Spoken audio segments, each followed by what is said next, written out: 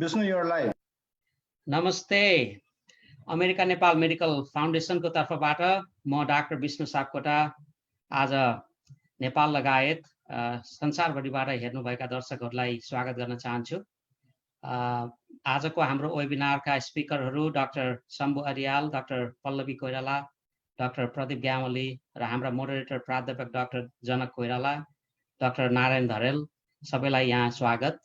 आजको हाम्रो टपिक रहेको छ म्यानेजमेन्ट अफ कोभिड-19 अक्सिजनेसन एन्ड एन्टिभाइरल म्यानेजमेन्ट। विषयवस्तुमा प्रवेश गर्नुभन्दा अगाडि म एउटा जानकारी दिन चाहन्छु। अमेरिका नेपाल मेडिकल फाउन्डेसनले 24औं वार्षिक साधारण सभा यही असार 28 गते आइतबार बिहान 6 बजे पश्चात आयोजना गरिरहेको छ र यो हामीले second session of the conference चाहिँ फेसबुकमा लाइभ गर्दैछौँ र यसमा हामीलाई आशा छ यहाँहरूले हामीलाई साथ दिनुहुनेछ, जोइन गर्नुहुनेछ। र अर्को जानकारी यहाँहरूलाई थाहा छँदैछ, अमेरिका नेपाल मेडिकल फाउन्डेसनले कोभिड-19 महामारी सुरु भए पश्चात धेरै महत्त्वपूर्ण विषयमा वेबिनार गर्दै आइरहेको छ र नेपालका स्वास्थ्य संस्थाहरूसँग हातेमालो गर्दै हामीहरूले विभिन्न स्वास्थ्य संस्थाहरूलाई स्वास्थ्य सामग्रीहरू पनि वितरण गर्दै आएका छौँ। त्यही सन्दर्भमा हामीलाई नेपालका स्वास्थ्य संस्थाहरूले धेरै धन्यवादका शब्दहरू पनि दिनुभएको छ र हाम्रा डाक्टर कृष्ण पौडेल कान्ति अस्पतालका डिरेक्टरले एउटा सानो भिडियो हामीलाई प्रस्तुत गर्नुभएको छ। म त्यो सेयर गर्न चाहन्छु, 1 मिनटको भिडियो। तत्पश्चात मैले आजका मोडरेटरलाई यो फ्लोर आजको सेसन सञ्चालन गर्न स्वागत गर्दछु।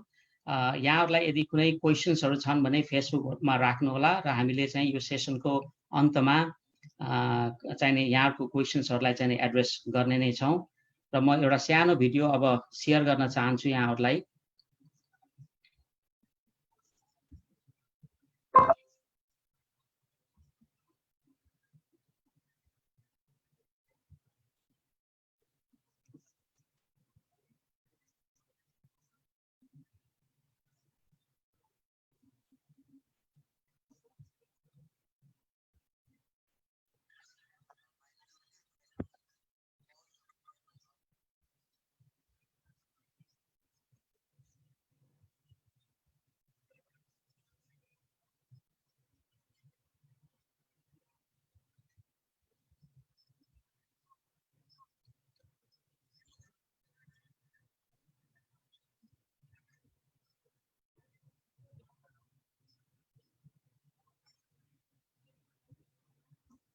धन्यवाद कृष्णजीलाई। अब म यो सेसन सञ्चालन गर्नलाई हाम्रा मोडरेटर डाक्टर जनक कोइराला र डाक्टर नारायण धरेलज्यूलाई यहाँ आमन्त्रण गर्न चाहन्छु।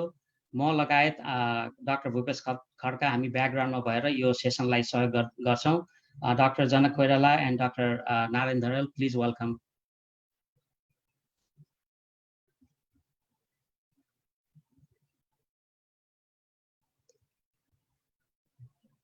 Thank you, Dr. Vishnu Sapkota. I'm General Secretary of ANMF. अहिले हाम्रो अघिको टेक्निकल गडबडी त्यो डाक्टर कृष्ण पौडेलको भिडियोमा अलिकति साउन्ड नसुनेको भए यसको लागि क्षमा प्रार्थी छौँ र फेरि त्यसलाई लास्टमा फेरि एकचोटि we could probably do it again. म नारायण दरवाल, म महाराजगञ्ज क्याम्पसको MBBS स्टुडेन्ट, अहिले चाहिँ युएसमा ग्यास्ट्रोन्टरोलोजिस्ट, ANMF को बोर्ड मेम्बर र एजुकेसन एन्ड रिसर्च कमिटीको चेयरम्यान र आज मसित मोडरेट गर्न हुनुहुन्छ डाक्टर जनक कोइराला, हाम्रो senior previous chairman of ERC, अहिले पनि ERC को को चेयर र नेपालबाट उहाँ सबै कोअर्डिनेट गरिराख्नु भएको छ। He is professor of infectious disease. Janak दाई, I would like to give the floor to you. Okay. Namaste. Thank you, Dr. Narayan. I'd like to welcome everybody. Without any delay, आज हाम्रो चाहिँ दुई किसिमको प्रस्तुति छ र 3 जना स्पिकर हुनुहुन्छ। 2 जना पहिला स्पिकर चाहिँ हाम्रो नेपाल हेल्थ रिसर्च काउन्सिलबाट चाहिँ डाक्टर पल्लवी कोइराला र डाक्टर प्रदीप गेवाली हुनुहुन्छ। उहाँ चाहिँ हाम्रो नेपालमा कोभिड-19 सम्बन्धी के किसिमको रिसर्च भइरहेछ र NHRC इन जेनरल को चाहिँ हामी कामहरू र इन्ट्रोडक्सन किसिमले गर्छौँ।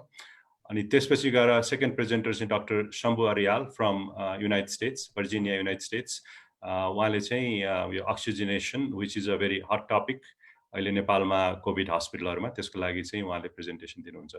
So without any further delay, Dr. Pallavi Koirala, you can upload your slide while I'm introducing you.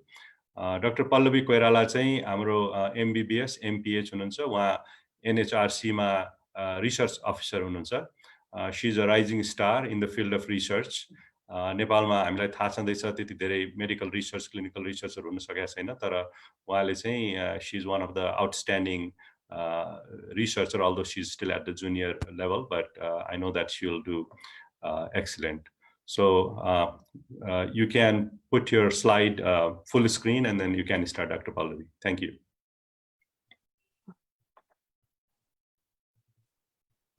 Thank you so much, Janak sir, for the kind introduction. सबैजनालाई नमस्ते, म doctor Pallavi Koirala, म हाल नेपाल हेल्थ रिसर्च काउन्सिलमा research अफिसरको रूपमा कार्यरत छु। सो कीपिङ इन माइन्ड आजको topic which is management of COVID-19, म चाहिँ अहिले starting of with this presentation, म चाहिँ नेपालमा कोभिडको विभिन्न ट्रिटमेन्ट मोडालिटिजमा के रिसर्च र के क्लिनिकल ट्रायल्स भइरहेको छ भन्ने एउटा सर्ट ओभरभ्यू जस्तो दिन्छु। So starting off, these are the trials that are currently underway. Nepal Health Research Council initiative ma gareko. So first starting off with the list, the first one is the WHO Solidarity Trial, which is a drug trial of antiviral agents that is underway. The second one is the use of convalescent plasma for COVID-19 infection. And the third one is clinical evaluation of Yash tea in the management of COVID-19, which is an Ayurvedic formulation. So सुरुमा I'm going to start with the WHO Solidarity Trial. यहाँहरु धेरैजनाले सुन्नुभएको होला यसको बारेमा. So it is an international randomized trial of additional treatments for COVID-19. यो चाहिँ WHO ले conduct गरिरहेको clinical trial हो, जसमा चाहिँ विभिन्न nations they join in solidarity and contribute towards the trial. So यसमा नेपाल पनि हाल हामी इन्भल्भ भएको छौं र although the trial proper has not started, तर we will start it in a few weeks. हामी अरु administrative र ethical procedure मा छौं अहिले. So as we all know, COVID-19, which is caused by SARS-CoV-2, as of yet, there are no definite approved antiviral treatments for COVID. Your solidarity trial, let's say, basically 3 treatment options against the local standard of care, relative effectiveness test korsa. Those antivirals that will be tested, the first one is remdesivir, the second one is lopinavir along with ritonavir, and the third one is interferon beta-1 alpha. मेरो स्लाइडमा मैले I have stricken off chloroquine and hydroxychloroquine because although this was initially included in the protocol to be a part of as one of the study drugs, currently it has been temporarily halted, and in Nepal as well, keeping in with the WHO guidelines, we are not planning to randomize patients into this trial arm. So your particular drugs or your trial may include even prior to the trial, there have been several studies that have been conducted and they have shown beneficial effects. However, a lot of the results and considering the results in total, they are not entirely conclusive or definite. So I'm just going to cite a few studies regarding these antiviral agents. So Bigel et al. Found that remdesivir was superior to placebo in shortening the time of recovery in adults hospitalized with COVID. And likewise, Grain et al. Found that the remdesivir resulted in clinical improvement in 68% of the study participants. Regarding the duration of remdesivir course, there was no difference found in 5-day course or 10-day course by Goldman et al. However, they found efficacy of the treatment. त्यस्तै गरी हाम्रो ट्रायलमा include भएको अन्य drugs which are lopinavir, ritonavir and interferon beta-1, त्यसमा चाहिँ भएको अर्को study Hung et al. Which was conducted in Hong Kong. It showed that the combination of these drugs, it shortened the duration of viral shedding as well as hospital stay. Coming back to the issue of hydroxychloroquine, मैले अघि भनिहालेँ, पहिला this was included in the protocol, तर अहिले हालमा it has not been included. And the study that has been stricken off here is the famous study which initially claimed that there was no survival benefit with hydroxychloroquine after an analysis of 96,000 patient registry, but this was later retracted due to unreliable data source. However, अरु स्टडीहरु पनि hydroxychloroquine study गरेको अरु स्टडीहरुले पनि त्यस्तो significant beneficial results पाएको छैन. Just for example, one of the studies found that hydroxychloroquine failed to prevent post-exposure prophylaxis. Likewise, 2 other retrospective studies, they found no impact of hydroxychloroquine with or without azithromycin on risk of intubation as well as death. So moving on with the presentation. So the study rationale, I think it's pretty clear to everyone. The most important thing is oily COVID-19 ko treatment ma bibhinna drug regimens are being tested, probably being used. There is uncertainty around the efficacy and safety of these regimens. Likewise, there are numerous studies being conducted. There's a lack of definite and conclusive results. So considering the magnitude of COVID infection all across the globe, there's an urgency for a well-controlled clinical trial with a large sample size. So by enrolling patients from multiple countries, the Solidarity trial aims to rapidly discover whether any of these drugs slows disease progressions or improves survival. So the general objective of the study is to compare the effects of on the major hospital outcomes when comparing with the local standard of care and local standard of care plus one of these drugs. And the specific objective, what major hospital outcomes, specific outcomes in hospital mortality, hospital duration, receipt and duration of ventilation or intensive care, and any serious adverse events. So in keeping with the specific objectives, the outcome measures are also similar. Moving on to the study design, this is going to be a multi-centered, randomized, open-label controlled trial with 4 trial arms. The first arm will be the control arm, which is going to be the local standard of care alone, which is being given currently in each of the study sites. The rest of the 3 arms will be local standard of care plus one of the trial drugs. That is either local standard of care plus remdesivir or lopinavir with ritonavir or lopinavir-ritonavir in combination with interferon beta-1 alpha. Now, the second point that I've mentioned here, this is a very important design of this study. It is an adaptive design, which means, as we all know, COVID-19 ko landscape it's an ever-changing landscape. Every week there are evidences that are emerging. There are new drugs that are being shown to be beneficial, and there are old drugs which are being being removed, and the evidences against them are rising. So this design, as opposed to conservative styles of trials, this is an adaptive design, so in which new treatments may be added or old may be removed based on interim analysis from the Global Data Safety and Monitoring Board. So the study population will be, this will be conducted in inpatients, not in outpatients, and individuals who have been definitely diagnosed as COVID-19 through RT-PCR, and adults who are more than 18 years of age. And the exclusion criteria will be any contraindication to any of the trial drugs. So follow-up outcome measure गर्ने follow-up, it will either be at discharge or in the unfortunate event of a death, the outcome will be measured on death. Adverse event management, it will be the patient's medical team will be responsible for adverse event management, and the drug treatment will be stopped if there are any serious unexpected drug-related complications. And the reporting, once the adverse event is managed, it will be reported within 24 hours. So the trial will be conducted in conformity with the principles of ICH, and informed consent, confidentiality, privacy, autonomy, and protocol compliance will all be given the highest priority. So the limitations and pitfalls of this trial, the first is that since it's an open label study, there's high chances of observer bias. The second thing is the standard of care in different facilities may be different. The benefits of the trial in the global context is that it addresses the need for speed and scale in drug trials of COVID-19. Especially in the context of Nepal, benefits it will increase the access of potentially beneficial drugs, because these drugs have been shown to be beneficial in previous studies, and these drugs are not readily available in Nepal. For example, remdesivir is not available in Nepal. So drugs which are beneficial, they will be accessible to the COVID-19 patients through the trial. The second thing is there will be capacity building of healthcare workers in terms of novel drugs. Like for example, remdesivir, if it shows to be beneficial, there will already be a trained workforce who will be capable of administering the drug and managing any side effects from it. And another very important outcome of this trial, अहिले नै हाम्रोमा एउटा pool भइसकेको छ of COVID hospitals and frontline workers, because we currently are working with 15 to 20 centers. So there will be a collaboration between the frontline workers in COVID hospitals, and there'll be a sharing of ideas. There'll be there will be an increase in local standard of care, because we know Nepal has different hospital settings, different resources. Some are resource limited, some are expertise limited. So your pool later, it will, I think overall Nepal local standard of care for COVID increase garne cha. So with that, that was a short overview of the Solidarity trial. Next, I'm going to move on to the use of convalescent plasma for COVID-19 infection. This is the second clinical trial that is being conducted.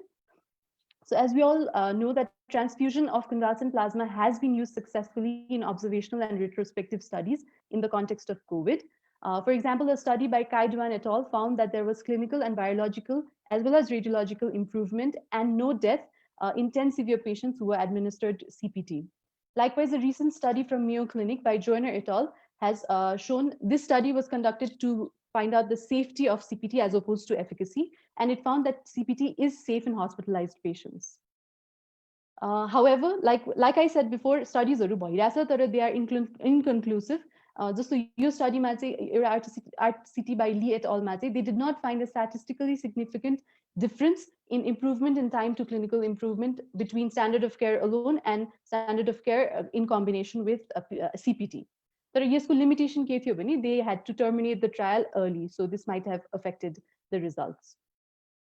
So one of the very important things about convalescent plasma चाहिँ के हो भने the antiviral drugs that we talked about, they are not readily available in Nepal. So त्यसको लागि there will be a lot of issues, even if they are found to be beneficial. हामीलाई त्यहाँ import गर्ने, यहाँ store गर्ने, manage गर्ने, there might be a lot of issues. On the other hand, convalescent plasma can be readily available in Nepal किनभने अहिले त हाम्रो patient infection को rate पनि extremely rise भएको छ. So this is an extremely viable option for Nepal.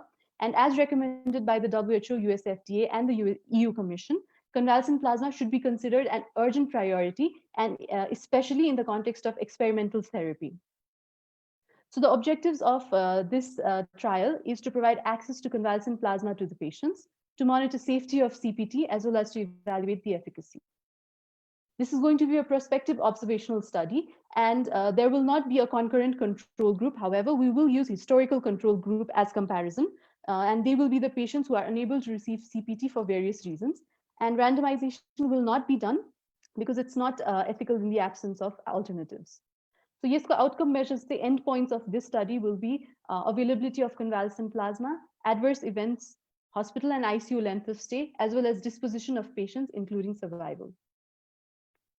Eligibility criteria चाहिँ यसको लागि they should be adults 18 years or above, laboratory confirmed diagnosis of COVID-19, hospitalized individuals, and those who have severe or life-threatening COVID, or those who are at a high risk of progression to severe disease.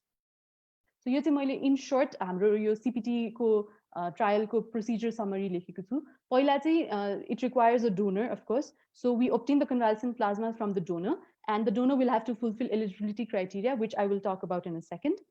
त्यसपछि we administer the convalescent plasma, we monitor for adverse events and outcome, and finally we do the data collection and analysis. So the donor eligibility criteria, the first is that they must provide informed consent. The second criteria is that they must meet all the requirements for allogenic blood donation. They must be male or nulliparous females, and they should have an evidence of COVID-19 documented by all of the following tests. So the first one, they should have a positive diagnostic test PCR. They should have complete resolution of symptoms at least 14 days prior to donation, and 2 negative, after which they must have a 2 negative diagnostic test PCR, and they should have positive serological tests for SARS-CoV-2 antibodies. Likewise, they should have a neutralizing antibody titers. For example, it could be greater than 1:80. However, your neutralizing antibody titer available bhaina at the time of administration. Following the guidelines, following the recommendation from FDA and EU Commission, we will store a retention sample, and we will determine the antibody titer at a later date, but prior to analysis. And the plasma will be stored as fresh frozen plasma. Trial we are collaborating with blood banks, including Red Cross and the National Public Health Laboratory. They will be responsible for carrying out the plasma arrangements. So administration of convalescent plasma, recipiently, of course, they should have informed consent. They should have ABO compatibility with the plasma. Once these are fulfilled, they will receive 200 ml of ABO compatible plasma, and all the staff involved in administration and all other processes, they will have biohazard protection. So the limitation and pitfalls for this particular study is that it's an open label study, so it might have an observer bias. तर यसको benefit चाहिँ के हो भने पहिलो कुरा, it is available in Nepal, so this is a viable option for severe infections. अनि नेपालमा symptomatic cases थोरै भए पनि as compared to asymptomatic cases, we have seen that severe cases चाहिँ धेरै देखिएको छ र severe cases have progressed to mortality. So यदि हामीले यो convalescent plasma severe cases मा दिएर, if we can prevent mortality, then I think this will be an extremely important effort towards the treatment of COVID-19 in Nepal. So finally, I will give a quick summary of the third trial, which is the clinical evaluation of Yash tea. This is an Ayurvedic polyherbal formulation, and its composition is Yash tea, Madhu, and Trikatu. So Trikatu consists of 3 different compositions: Pipali, Moricha, and Sunti. And all 4 of these compositions, they have found to have immunomodulatory, antiviral, antipyretic, analgesic, antioxidant, anti-inflammatory properties in previous studies. So the objectives of this Ayurvedic clinical trial is to assess effectiveness of Yash tea in management of COVID-19 in Nepal. Likewise, it is to assess the immunomodulatory effect of this particular formulation. And the study will be a multi-center open-label controlled randomized trial with 2 study arms.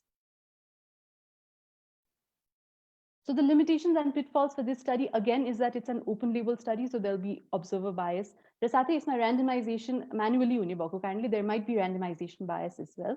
तर यो स्टडीको benefit चाहिँ के हो भने पहिलो कुरा त this formulation is readily available in Nepal. Raw current contextमा when there's a lot of talk about Ayurvedic and homeopathic herbs in its role for COVID-19, I think this trial will generate evidence towards rejecting or accepting these hypotheses, and also it will generate a sense of importance towards evidence-based medication or evidence-based hypotheses.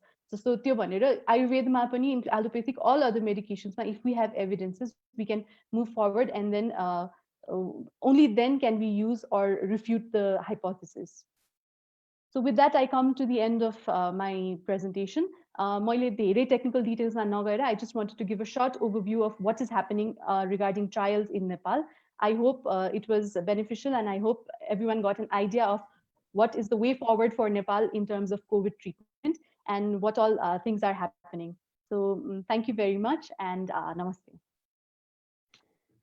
Thank you, Pallavi.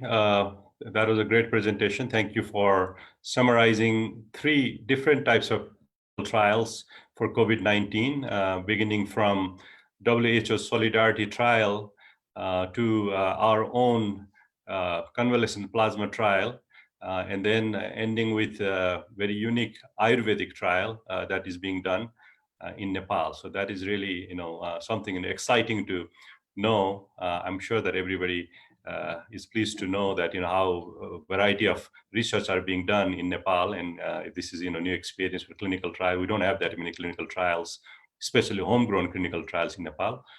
Thank you for that excellent presentation. So let me, and you will stay here for the question answer. Just for the audience, we'll keep all the question answers for the end. I mean, last time मात्रै question answerहरू गर्नेछौँ. सबै question answer हामीले यहाँ टिपेर राखिरहेको छ फेसबुकबाट. So please go ahead and put your questions on the Facebook. हाम्रो next speaker चाहिँ अब हाम्रो यही रिसर्चकै सम्बन्धमा हाम्रो डाक्टर प्रदीप गेवाली हुनुहुन्छ. उहाँ चाहिँ हाम्रो Nepal health research council Nepal को चाहिँ हाम्रो सेन्ट्रल रिसर्च जुन छ गभर्नमेन्टको, त्यसको चाहिँ उहाँ चिफ एक्जिक्युटिभ र मेम्बर सेक्रेटरी हुनुहुन्छ. डाक्टर प्रदीप गेवाली चाहिँ हाम्रो टियु टिचिङ हस्पिटल अथवा इन्स्टिट्युट अफ मेडिसिनको पनि प्राध्यापक हुनुहुन्छ. उहाँ चाहिँ फार्माकोलोजी डिपार्टमेन्टमा हुनुहुन्छ. उहाँ एमडी फार्माकोलोजी हो.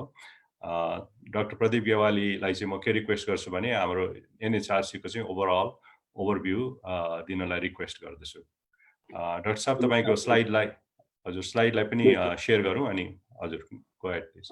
म शेयर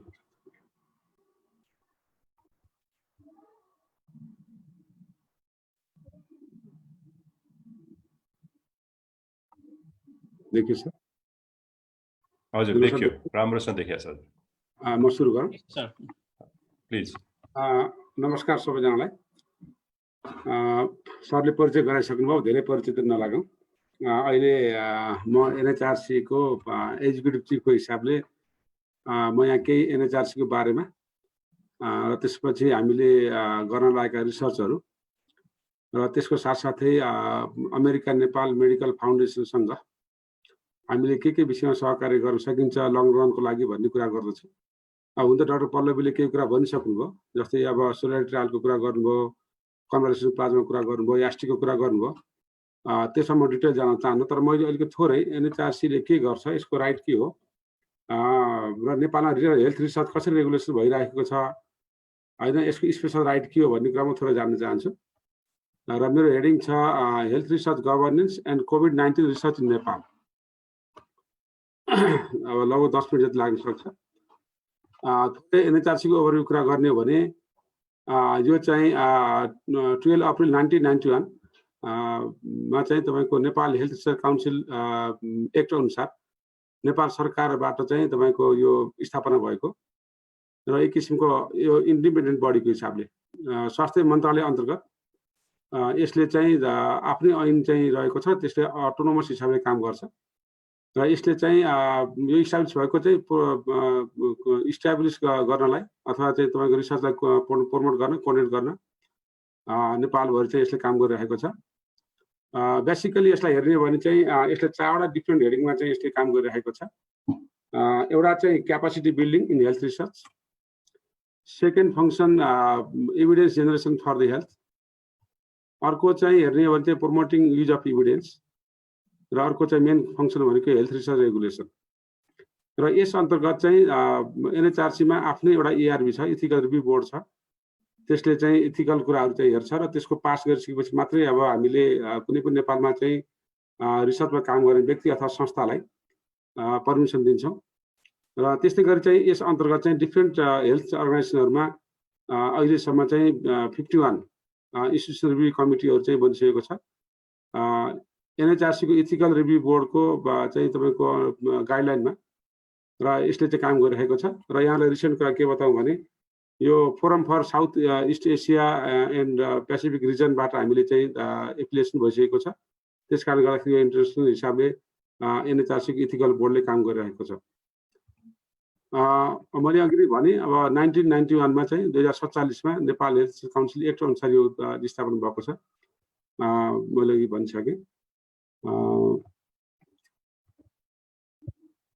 अब यसले चाहिँ के गर्छ भने अब यसले चाहिँ नेपालमा नेपालको स्वास्थ्य नीति हेल्थ पोलिसीको अधीनमा रहेर नेपालभित्र अथवा नेपाल बाहिरका व्यक्ति अथवा सङ्घ संस्थाहरूले रिसर्च गर्न र गर्नको लागि चाहिँ अनुमति दिन्छ। यसले आफै रिसर्च पनि गर्छ यो काउन्सिलको एक्ट अनुसार, र कुनै पनि संस्था अथवा व्यक्तिलाई चाहिँ रिसर्च गर्न अनुमति प्रदान गर्न सक्छ। र यसको चाहिँ स्वास्थ्य मन्त्रालयभित्र रामसापत काठमाडौँमा चाहिँ रहेको छ यसको अफिस। यो अघि पनि भन्नु भने एउटा अटोनोमस बडीको हिसाबमा काम गरिरहेछ। त्यस्तै आफ्नो कामहरू यसले आफ्नो हिसाबले गर्न सक्छ। त्यस्तै गरी यसको 3 नम्बर हेर्नु, the council may like an individual acquire use sell and dispose of or otherwise manage any movable and immovable property. यसले आफ्नै सम्पत्ति चाहिँ अधिग्रहण गर्न सक्छ, लिन सक्छ, किनबेच गर्न सक्छ। अनि अर्को चाहिँ हेर्ने हो भने चाहिँ the council may like an individual sue by its name and be also sued by the same manner. र यसको मेन अब्जेक्टिभ हेर्ने हो भने चाहिँ हामीले चाहिँ नम्बर 1 हेर्न सक्छौँ, to do or cause to be done study and research works on various problems which are appearing or which may appear in the future in field of health। भन्दा मैले पनि भने आफैले काम पनि गर्न सक्छ र अरूलाई काम पनि गराउन सक्छ, रिसर्च दिन सक्छ। त्यस्तै गरी चाहिँ to operate programs on consultancy service and information in order to make health related study and research programs more useful। त्यस्तै गरी चाहिँ यसको अब्जेक्टिभमा अर्को to obtain information as to this study and research or works done on health related various problems appearing in the world and give information thereof to the government of Nepal। भन्दाखेरि यसले चाहिँ आफूले लिएका चाहिँ फाइन्डिङहरूलाई नेपाल सरकारलाई फाइन्डिङहरू चाहिँ दिएर सहयोग गर्न चाहिँ गरिरहेको छ। र यसको फङ्सन चाहिँ हेर्दाखेरि हामीले डिफ्रेन्ट फङ्सनहरू चाहिँ मैले चाहिँ हाइलाइट गर्न चाहन्छु केही कुराहरू। एउटा चाहिँ the subject to the health policy of the government of Nepal to do or cause to be done study and research works on health within Nepal. त्यस्तै गरी चाहिँ to formulate policies on both basic and applied study and research works on health. हामीले चाहिँ तपाईँको basic signs अथवा चाहिँ applied clinical साइन्सको दुवै खालका चाहिँ तपाईँको चाहिँ रिसर्चको पोलिसीहरू फर्मुलेट गर्न सक्छ। त्यस्तै गरी चाहिँ to do research on health system, biomedical health service, food, behaviour and decency and do or cause to be done, study on prevention, diagnosis, treatment of disease and elements. भन्दाखेरि चाहिँ तपाईँको हेल्थ चाहिँ बाहेक अरू बायोमेडिकल लगायतका food and behaviour लगायतका कुराहरू यसले हेर्न सक्छ। त्यस्तै गरी to specify priority sectors of health study and research related to health, भन्नाले यसले चाहिँ तपाईँको रिसर्चका प्रायोरिटी चाहिँ सेलेक्सन गरेर अनि त्यसको चाहिँ अनुसार पनि कामहरू गर्न सक्छ। त्यस्तै गरी चाहिँ to give consent for study and research works on health, fix priority and make recommendation to the government of Nepal, भन्दाखेरि चाहिँ यसले चाहिँ तपाईँको रिसर्चलाई प्रायोरिटी दिने र नेपाल सरकारलाई रिकमेन्डेसन गर्ने कामहरू गरिरहेछ। त्यस्तै गरी to coordinate, guide and access research works on health and render necessary advice. त्यस्तै गरी to publish and publicize health related knowledge, experience and outputs of research and exchange information at the national and international levels, भन्दा यसले हामीले हाम्रो आफ्नै चाहिँ journal of Nepal health research council भनेर चाहिँ JNHRC चाहिँ दिइरहेको छ। यसले चाहिँ आफ्नो क्वार्टरली पब्लिकेसन गरिरहेको छ। जुन जुन नलेज चाहिँ हामी चाहिँ पाउँछौँ, एक्सपिरियन्स लिन्छौँ, यसलाई चाहिँ हामीले सेयर गर्छौँ थ्रु रिसर्च तपाईँको चाहिँ के अरे पब्लिकेसन्स। त्यस्तै गरी चाहिँ to do research works on health within Nepal and where a research works to be done in an area where facility is not available to give approval to undertake some part of research effort, भन्दाखेरि अब आफूले चाहिँ गर्न सक्दाखेरि पनि चाहिँ त्यो खालको research गरिरहेको छु। अब हामीले अघि मैले भने कुनै पनि व्यक्ति अथवा संस्थाले a person or organization who intends to do research works on health after the commencement of this act has to obtain permission of the council, भन्नाले कुनै पनि व्यक्ति अथवा संस्थाले कोही रिसर्च गर्न चाहन्छ भने अथवा कुनै पनि बायोलोजिकल स्याम्पल देश बाहिर पठाउन चाहन्छ र रिसर्च गर्न चाहन्छ भने त्यसले चाहिँ NHRC बाट स्पेशल पर्मिसन लिनुपर्ने हुन्छ। अनि त्यस्तै गरी इन गिभिङ एप्रुभल पर्सन टु सब section 1 the council may specify terms specified, भन्नाले त्यो टर्म्स अफ कन्डिसन स्पेशल राखेर दिन सक्छ। त्यस्तै गरी एउटा काउन्सिलको स्पेशल पावर भन्न चाहन्छु, the council may give necessary direction to the person or organization who is involve in research works on health as approve person to section 11। मतलब हाम्रो चाहिँ ऐनको दफा 11 अनुसार हेर्ने भने कुनै पनि व्यक्ति अथवा संस्थाले रिसर्च गर्न चाहँदा यसलाई चाहिँ स्पेशल चाहिँ पर्मिसन अथवा चाहिँ डाइरेक्सन चाहिँ दिन सक्छ हैन। त्यो चाहिँ यदि मानेन भने अर्को दुईटा सेक्सन 2 नम्बरमा के भनेको छ भने if any person or organization does a research work without obtaining approval pursuant to section 11 or does not observe the direction given by the council in doing research work after obtaining approval, the council may warn such person or organization or restrict such research work for a certain period of time। भन्नाले कुनै पनि व्यक्ति अथवा संस्थाले अटेर गरी अथवा चाहिँ NHRC सँग चाहिँ कुनै पनि चाहिँ स्वीकृति नलिकन अनि रिसर्चको कामहरू गर्ने चाहिँ कामहरू गरे अथवा चाहिँ कुनै पनि जेनेटिक सिक्वेन्सिङ लगायतको चाहिँ वेब गर्ने कामहरू गरे भने त्यसको चाहिँ तपाईँको रिसर्चरलाई स्पेशल चाहिँ तपाईँको वार्न गर्न सक्छ अथवा उसको चाहिँ रिसर्चलाई अब रिट्र्याक्ट गर्न पनि सक्छ अथवा चाहिँ त्यस्तो खालको अझै सिरियस खालको भयो भने उसलाई रिसर्चको लागि प्रतिबन्ध पनि लगाउन सक्छ। यो चाहिँ यसको चाहिँ स्पेशल पावर हो।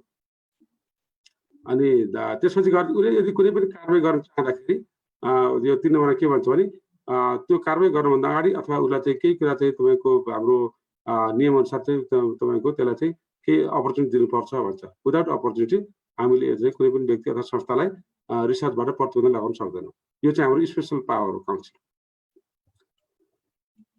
त्यस्तै गरी मैले चाहिँ यहाँलाई थोरै हामीले NHRC को कोरोना चाहिँ आउँदाखेरि पनि हामीले अहोरात्र काम गरी इथिकल रिभ्यूबाट पनि पास गराएर धेरै कामहरू पनि गरेका छौँ र त्यो कुरा म यहाँलाई थोरै सेयर गर्न चाहेँ। र त्यससँग अन्तर्गत हामीले एउटा नेसनल गाइडलाइन पनि हामी डेभलप गरेका छौँ कोभिड-19 र हाम्रो बोर्डले पनि पास गरिसकेको छ र मैले भोलि नै नेपाल सरकारसँग चाहिँ मन्त्री स्तरीय चाहिँ निर्णय गराएर यो गाइडलाइन चाहिँ अब डिस्ट्रिब्युट गर्दैछु र यो भयो भने के हुन्छ भने अब यसमा चाहिँ स्पेशल प्रायोरिटी एरियाहरू सेट गरेको छ। अब कुन कुन विषयमा हामी रिसर्च गर्न सक्छौँ अथवा यसको चाहिँ तपाईँको फास्ट ट्र्याकबाट कसरी इथिकल एप्रुभल चाहिँ गर्न सकिन्छ र नेपालभित्र अथवा बाहिरका संस्था व्यक्तिले कसरी काम गर्न सक्छन् अथवा यसको पब्लिकेसन कसरी गर्ने भन्ने खालको डिटेल चाहिँ गाइडलाइनबाट हामी हेर्न सक्छौँ र भोलि पर्सि यो चाहिँ हाम्रो अनलाइनमा पनि यहाँले हेर्न सक्नुहुन्छ। र हामीले चाहिँ यो केही रिसर्च प्रपोजलहरूको स्ट्याटिस्टिक्स हेर्ने भने यहाँले हेर्न सक्नुहुन्छ। अहिले चाहिँ SARS-CoV-2 कोरोना भाइरस डिजिजको चाहिँ प्रपोजल सबमिटेड टु ERB मतलब 102 वटा 102 चाहिँ डिफ्रेन्ट प्रपोजल हामीले चाहिँ अहिलेसम्म चाहिँ सबमिट भइसक्यो स्पेशल सार्स कोभ-2 को हैन। त्यस्तै गरी चाहिँ different 80 research proposals approve related to SARS CoV two र हैन। त्यस्तै गरी चाहिँ हामीले एनएचआरसी आफै चाहिँ लिडरसिप लिएर यो चाहिँ बाहिरका व्यक्ति तथा संस्था अहिले एनएचआरसी लगायत सम्पूर्णको सँगसँगै हेर्दाखेरि देखिन्छ हैन। त्यस्तै गरी हामीले आफै चाहिँ गर्न लागेको जस्तै अघि जुन हामीले पल्लवीले भन्नुभयो हैन। त्यस्तै गरी चाहिँ सिक्वेन्सिङ त्यस्तै गरी चाहिँ सोलर ट्रायल हैन, यास्टीको चाहिँ जस्तै आयुर्वेदिक ड्रगको ट्रायल अथवा कन्भर्सन प्लाजमा यी लगायतका चाहिँ हामीले गर्न लागेका हैन रिसर्चहरू चाहिँ डिफ्रेन्ट वटा छ। अनि यो चाहिँ केही दुईटा चाहिँ हाम्रो रिसर्च प्रपोजल चाहिँ एप्रुभ भइसकेका छ र नयाँ चाहिँ हिसाबले इम्प्लिमेन्टेसन चाहिँ गरिरहेको छ हैन। अब यी सब कुराहरू छन्। त्यस्तै गरी अहिले हामीले यो रिसर्च प्रपोजलहरू एप्रुभ भएका र बिङ कन्डक्टेड बाई एनएचआरसी यो हेडलाइन हेर्दाखेरि अब त्यो चाहिँ assessment of health related country preparedness and readiness of Nepal for responding to कोभिड-19 पेन्डेमिक। यो चाहिँ तपाईँको के भयो भने नेसनल नेपाल सरकारले गाइडलाइन बनायो डिफ्रेन्ट चाहिँ तपाईँको हेडिङमा चाहिँ कोरोना क्लिनिक अहिले हामीसँग चाहिँ कोरोना क्लिनिक 90 डिफ्रेन्ट क्लिनिक चलेको छ र 30 वटा डिफ्रेन्ट हस्पिटलहरूमा चाहिँ कोरोना सम्बन्धी स्पेसल केयर भइरहेको छ। भन्दाखेरि हामीले के गर्यौँ भन्दाखेरि अब कोरोनासँग सम्बन्धित सरकारले बनाएको गाइडलाइन यहाँहरू पनि धेरै सुन्न सक्नुहुन्छ राम्रो भएको छैन काम भएको छैन भन्ने कुरामा त त्यो गाइडलाइनको कस्तो खालको काम भएको छ त भनेर हामीले कोरोना क्लिनिक र हस्पिटलको चाहिँ तपाईँको एक्ज्याक्ट स्ट्याटस लाइभ चाहिँ गएर हेरेर चाहिँ रिसर्चहरू गरेका छौँ र यसको चाहिँ पब्लिकेसन पनि चाहिँ के अरे रिपोर्ट आइसकेको छ र हामी नेपाल सरकारलाई पनि इम्प्लिमेन्टेसन फेजमा चाहिँ त्यही दिइसकेका छौँ र धेरैले चाहिँ यो मन पराउनु भएको छ। यहाँहरूले चाहिँ अनलाइन रूपमा हेर्न सक्नुहुन्छ। त्यस्तै गरी अब अर्को हामीले एसेसमेन्ट अफ कोभिड-19 specific symptoms in those people return from foreign countries to Nepal. मतलब विदेशबाट जुन चाहिँ प्लेनमा चाहिँ सुरुको अवस्थामा ल्याइयो ती मान्छेहरू आउँदाखेरि चाहिँ तिनलाई चाहिँ तपाईँको चाहिँ कन्ट्याक्टको हिसाबले ती मान्छेलाई कस्तो खालको छ भनेर हामीले टेलिफोनबाट चाहिँ कन्भर्सेसन गरेर उहाँहरूको सिम्पटम चाहिँ हेरिकन त्यससँग चाहिँ कुराहरू हामीले त्यो एउटा चाहिँ गाइडलाइन पब्लिकेसन चाहिँ गरिसकेका छौँ आउने क्रममा छ र त्यस्तै गरी यसको कन्ट्याक्ट ट्रेसिङको लागि पनि हामीले इडिसीले सपोर्ट गरिरहेका छौँ। त्यस्तै अर्को चाहिँ हामीले चाहिँ अब जस्तै कोरोनासँग सम्बन्धित चाहिँ मान्छेहरू जस्तै भनौँ न हेल्थ केयर वर्कर जुन काम गरिरहेका छन् मेडिकल पर्सन नर्सिङहरू डाक्टरहरू कोरोना क्लिनिक हस्पिटलमा अब आइसियुस मान्छेको अत्तालिने चाहिँ त्यो खालको थियो। त्यसमा चाहिँ स्ट्रेस एन्जाइटी डिप्रेसन कस्तो खालको छ उहाँहरूले कसरी कोप गरिरहनु भएको छ काम गर्ने क्रममा उहाँहरूले चाहिँ खालको कुनै त्यस्तो खालको टेन्सन भन्ने खालको चाहिँ हेरेको थियो र रिपोर्ट आइसकेको छ। हामी छिटो डिस्कस गर्दैछौँ। त्यस्तै अर्को चाहिँ पब्लिकको हामीले के गर्यौँ भने नेपाल सरकारको डेली लाइभ हुन्छ लाइभ अपडेट हाम्रो अफिसबाटै भइरहेको छ र त्यसमा चाहिँ लाखौँ मान्छेहरू त्यसमा चाहिँ लाइभ हेर्ने छन् र हामीले के गर्यौँ भन्दा पब्लिकलाई कसरी हेरेको छ त कोरोनाको बारेमा चाहिँ वास्तवमा कोरोना भनेको के हो आइसोलेसन भनेको के हो क्वारेन्टाइन भनेको के यी सब कुराहरू हामीले हेरेर यसको पनि रिपोर्ट हिजो हामीले बुझिसकेका छौँ र छिटै चाहिँ डिस्कसन गर्दैछौँ। र त्यसै गरी अर्को चाहिँ क्वारेन्टाइनमा बस्ने चाहिँ व्यक्तिहरू जो बिरामीहरू छन् अथवा मान्छेहरू छन् त्यहाँ आएर बसेका छन् र यिनको साइकोलोजिकल इम्प्याक्ट कस्तो खालको छ भनेर हामीले त्यसको एसेसमेन्ट गऱ्यौँ। यसको रिपोर्ट पनि आइसक्यो होइन त्यो खालको छ। त्यसै गरी अर्को हामीले अब बाहिर यहाँले मिडियामा पनि सुन्न सक्नुहुन्छ होइन यो किटको बारेमा डिफ्रेन्ट कुराहरू आयो होइन। हामीले चाहिँ के गर्यौँ भने कमर्सियली एभाइलेबल चाहिँ ऱ्यापिड डायग्नोस्टिक किट जति छ होइन त्यो खालको किटसँग चाहिँ आरटिपिसिआर किन भन्दा आरटिपिसिआर चाहिँ लेन्दी चाहिँ प्रोसेस टेक्निकल हिसाबले चाहिँ तपाईँको कम्पिटेन्ट भएको अथवा महँगो भएको हुनाले चाहिँ यो चाहिँ तपाईँ किटसँग इभ्यालुएसन गर्न सकिन्छ कि भनेर हामीले क्वारेन्टाइन भएका 14 दिन पछाडिका चाहिँ बिरामी मान्छेहरूलाई अनि चाहिँ हेर्दाखेरि चाहिँ पोजिटिभ भएकासँग आरटिपिसिआरसँग कम्पेयर गरेका छौँ। यसको रिपोर्ट पनि हामीले बुझायौँ। 20वटा डिफ्रेन्ट हामीले स्याम्पल लिएर गरेका थियौँ र यसबाट के देखिन्छ भने यो प्यासिभ सर्भिलेन्सको लागि र रिसर्चको लागि मात्रै गर्न सकिन्छ तर यसको एक्टिभ चाहिँ तपाईँको केस डायग्नोसिसलाई गर्न सकिन्न भन्ने खालको हामी रिपोर्ट बुझाएका छौँ। यो पनि नेपाल सरकार दिइसकेका छौँ र त्यसै गरी चाहिँ यो पनि हामीले गर्न लागेका रिसर्च हुन् यो कोलाट्रल इफेक्ट्स अफ कोभिड-19 on other health problems in Nepal होइन। यो कोभिड-19ले चाहिँ अरू हेल्थ सेक्टरमा चाहिँ कामहरू कसरी समस्या पारेको छ होइन यो पनि हामीले हेरिरहेका छौँ। र त्यसै गरी अर्को अब हामीले हेऱ्यौँ कोभिडसँग चाहिँ डिफ्रेन्ट खालका न्युजहरू अब राम्रा पनि नराम्रा पनि होइन कुनै पनि मिडियाले चाहिँ कस्ता खालको लेखिरहेको छन् अथवा के छ त होइन मिडियाको चाहिँ हिसाबले चाहिँ तपाईँको इथिकल हिसाबले लेखेको छ कि छैन भनेर हामीले अनलाइनकै साथीहरूसँग चाहिँ गरेर अनि पत्रकार बन्धुहरूलाई हामीले दिएका छौँ र यसको चाहिँ हामीले अनलाइन मिडियाको पनि अब छिटै यो पब्लिस गर्ने क्रममा छौँ। त्यसपछि अर्को एउटा नयाँ आयो यो आर्टिफिसियल इन्टेलिजेन्स थर्मोमिटर साथीहरू चाहिँ डेभलप गर्नुभएको छ। त्यस्तै गरी चाहिँ हामीले के भन्यो भने अब हाम्रो रिसर्च गरिदिने भनेर आउनुभयो। हामीले के सोच्यौँ त भन्दा यसमा चाहिँ हामीले जुन कन्भेन्सन थर्मोमिटर प्रयोग गर्छौँ त्यो थर्मोमिटरसँग चाहिँ जुन हामीले गन थर्मोमिटर पनि प्रयोग गर्छौँ र त्यसलाई र साथसाथै गरेर हामीले आर्टिफिसियल इन्टेलिजेन्स चाहिँ तपाईँको चाहिँ क्यामेराबाट थर्मोमिटर डाइरेक्ट डिटेक्ट गर्न सकिन्छ 6 मिटर कतिबाट 5-6 जनाले एकचोटि गर्न सकिने भनेर आउनुभयो हामीले यसको पनि कम्पेरिटिभ गर्दैछौँ र अर्को मेन अहिले चाहिँ तपाईँको हामीले गर्न खोजेको यो चाहिँ जिन सिक्वेन्सिङ हैन जिन सिक्वेन्सिङको हामीले स्टडी गर्दैछौँ नेपाल सरकार स्वास्थ्य मन्त्रालयले स्वीकृति दिइसकेको छ अनि त्यस्तै गरी चाहिँ एनएचआरसीको इथिकल पनि क्लियरेन्स भइसकेको छ र यसमा चाहिँ हामीले जेनेटिक सिक्वेन्सिङ र साथसाथै इम्युनोलोजीको प्यारामिटर्स जस्तै आइजिजी आइजिएम अथवा चाहिँ इन्टरल्युकिन गर्न सकिन्छ यो खालको पनि हामी गर्छौँ र त्यसलाई क्लिनिकल स्ट्याटससँग हामी कम्पेयर गर्छौँ जुन चाहिँ तपाईँको पेसेन्ट पोजिटिभ छ त्यससँग हामीले कम्पेरेटिभ हिसाबले त्यसको एज अनि त्यसको चाहिँ तपाईँको सेक्स अनि त्यसको चाहिँ इथनिसिटीहरू जियोग्राफिकल भेरिएसन सबै खालको हामीले हेर्दैछौँ र केही स्याम्पल हामीले डब्लुएचओ पठाउन तयारीमा छौँ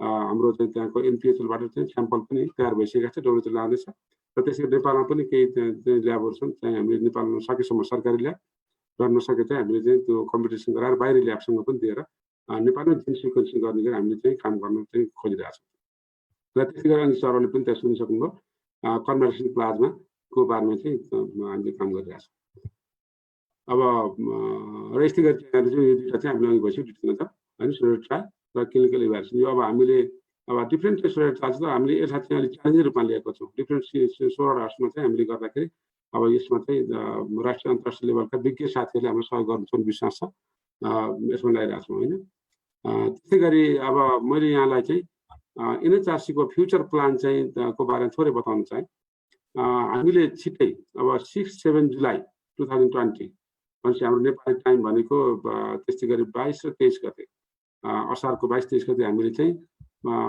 टोटल्ली चाहिँ भर्चुअल चाहिँ प्रोग्राम अन्तर्गत हामीले यो health and population scientist summit summit गर्दैछौँ र त्यो चाहिँ मनाउन गइरहेको छ यहाँहरू पनि त्यसमा सहभागी हुन सक्नुहुन्छ होइन यो चाहिँ नेपाल सरकारले स्पेसली ओन गरेको विषय हो त्यसै गरी चाहिँ अर्को हामीले चाहिँ development of data repository on कोभिड-19 including strengthening bio bank and clinical trial registry अब बायो ब्याङ्कको कन्सेप्ट चाहिँ तपाईँको चाहिँ लिएर जानुपर्छ भनेर हामीले कोरोनासँग सम्बन्धित कुराहरू चाहिँ गर्न लागिरहेको छौँ त्यस्तै गरी चाहिँ एनएचआरसी अब धेरैले चाहिँ एनएचआरसीले आफै रिसर्च गर्ने हुँदा उसको आफ्नो ल्याब छैन होइन के छैन भन्ने खालको कुरा पनि उठिरहेको हुँदाखेरि हामीले एनएचआरसीको आफ्नै ल्याब चाहिँ बनाएर स्पेसली अहिले अरू धेरै भन्दा पनि बायोमेडिकल रिसर्चको लागि यसले आफ्नै ल्याब बनाउने र त्यसको अन्तर्गतका चाहिँ रिसर्चहरू हामीले यसै अन्तर्गत चाहिँ गर्ने भनेर लागिरहेको छौँ र यसको लागि पनि हामीले कामहरू गरिरहेको छौँ त्यसै गरी अब हामीले नेपाल सरकारले पनि चाहिँ तपाईँको भइसकेको र हाम्रो रणनीति पनि दिइसकेको र मेरो बोर्डले पनि पास गरिसकेका छ र हामी 7वटा प्रदेशमा यो वर्ष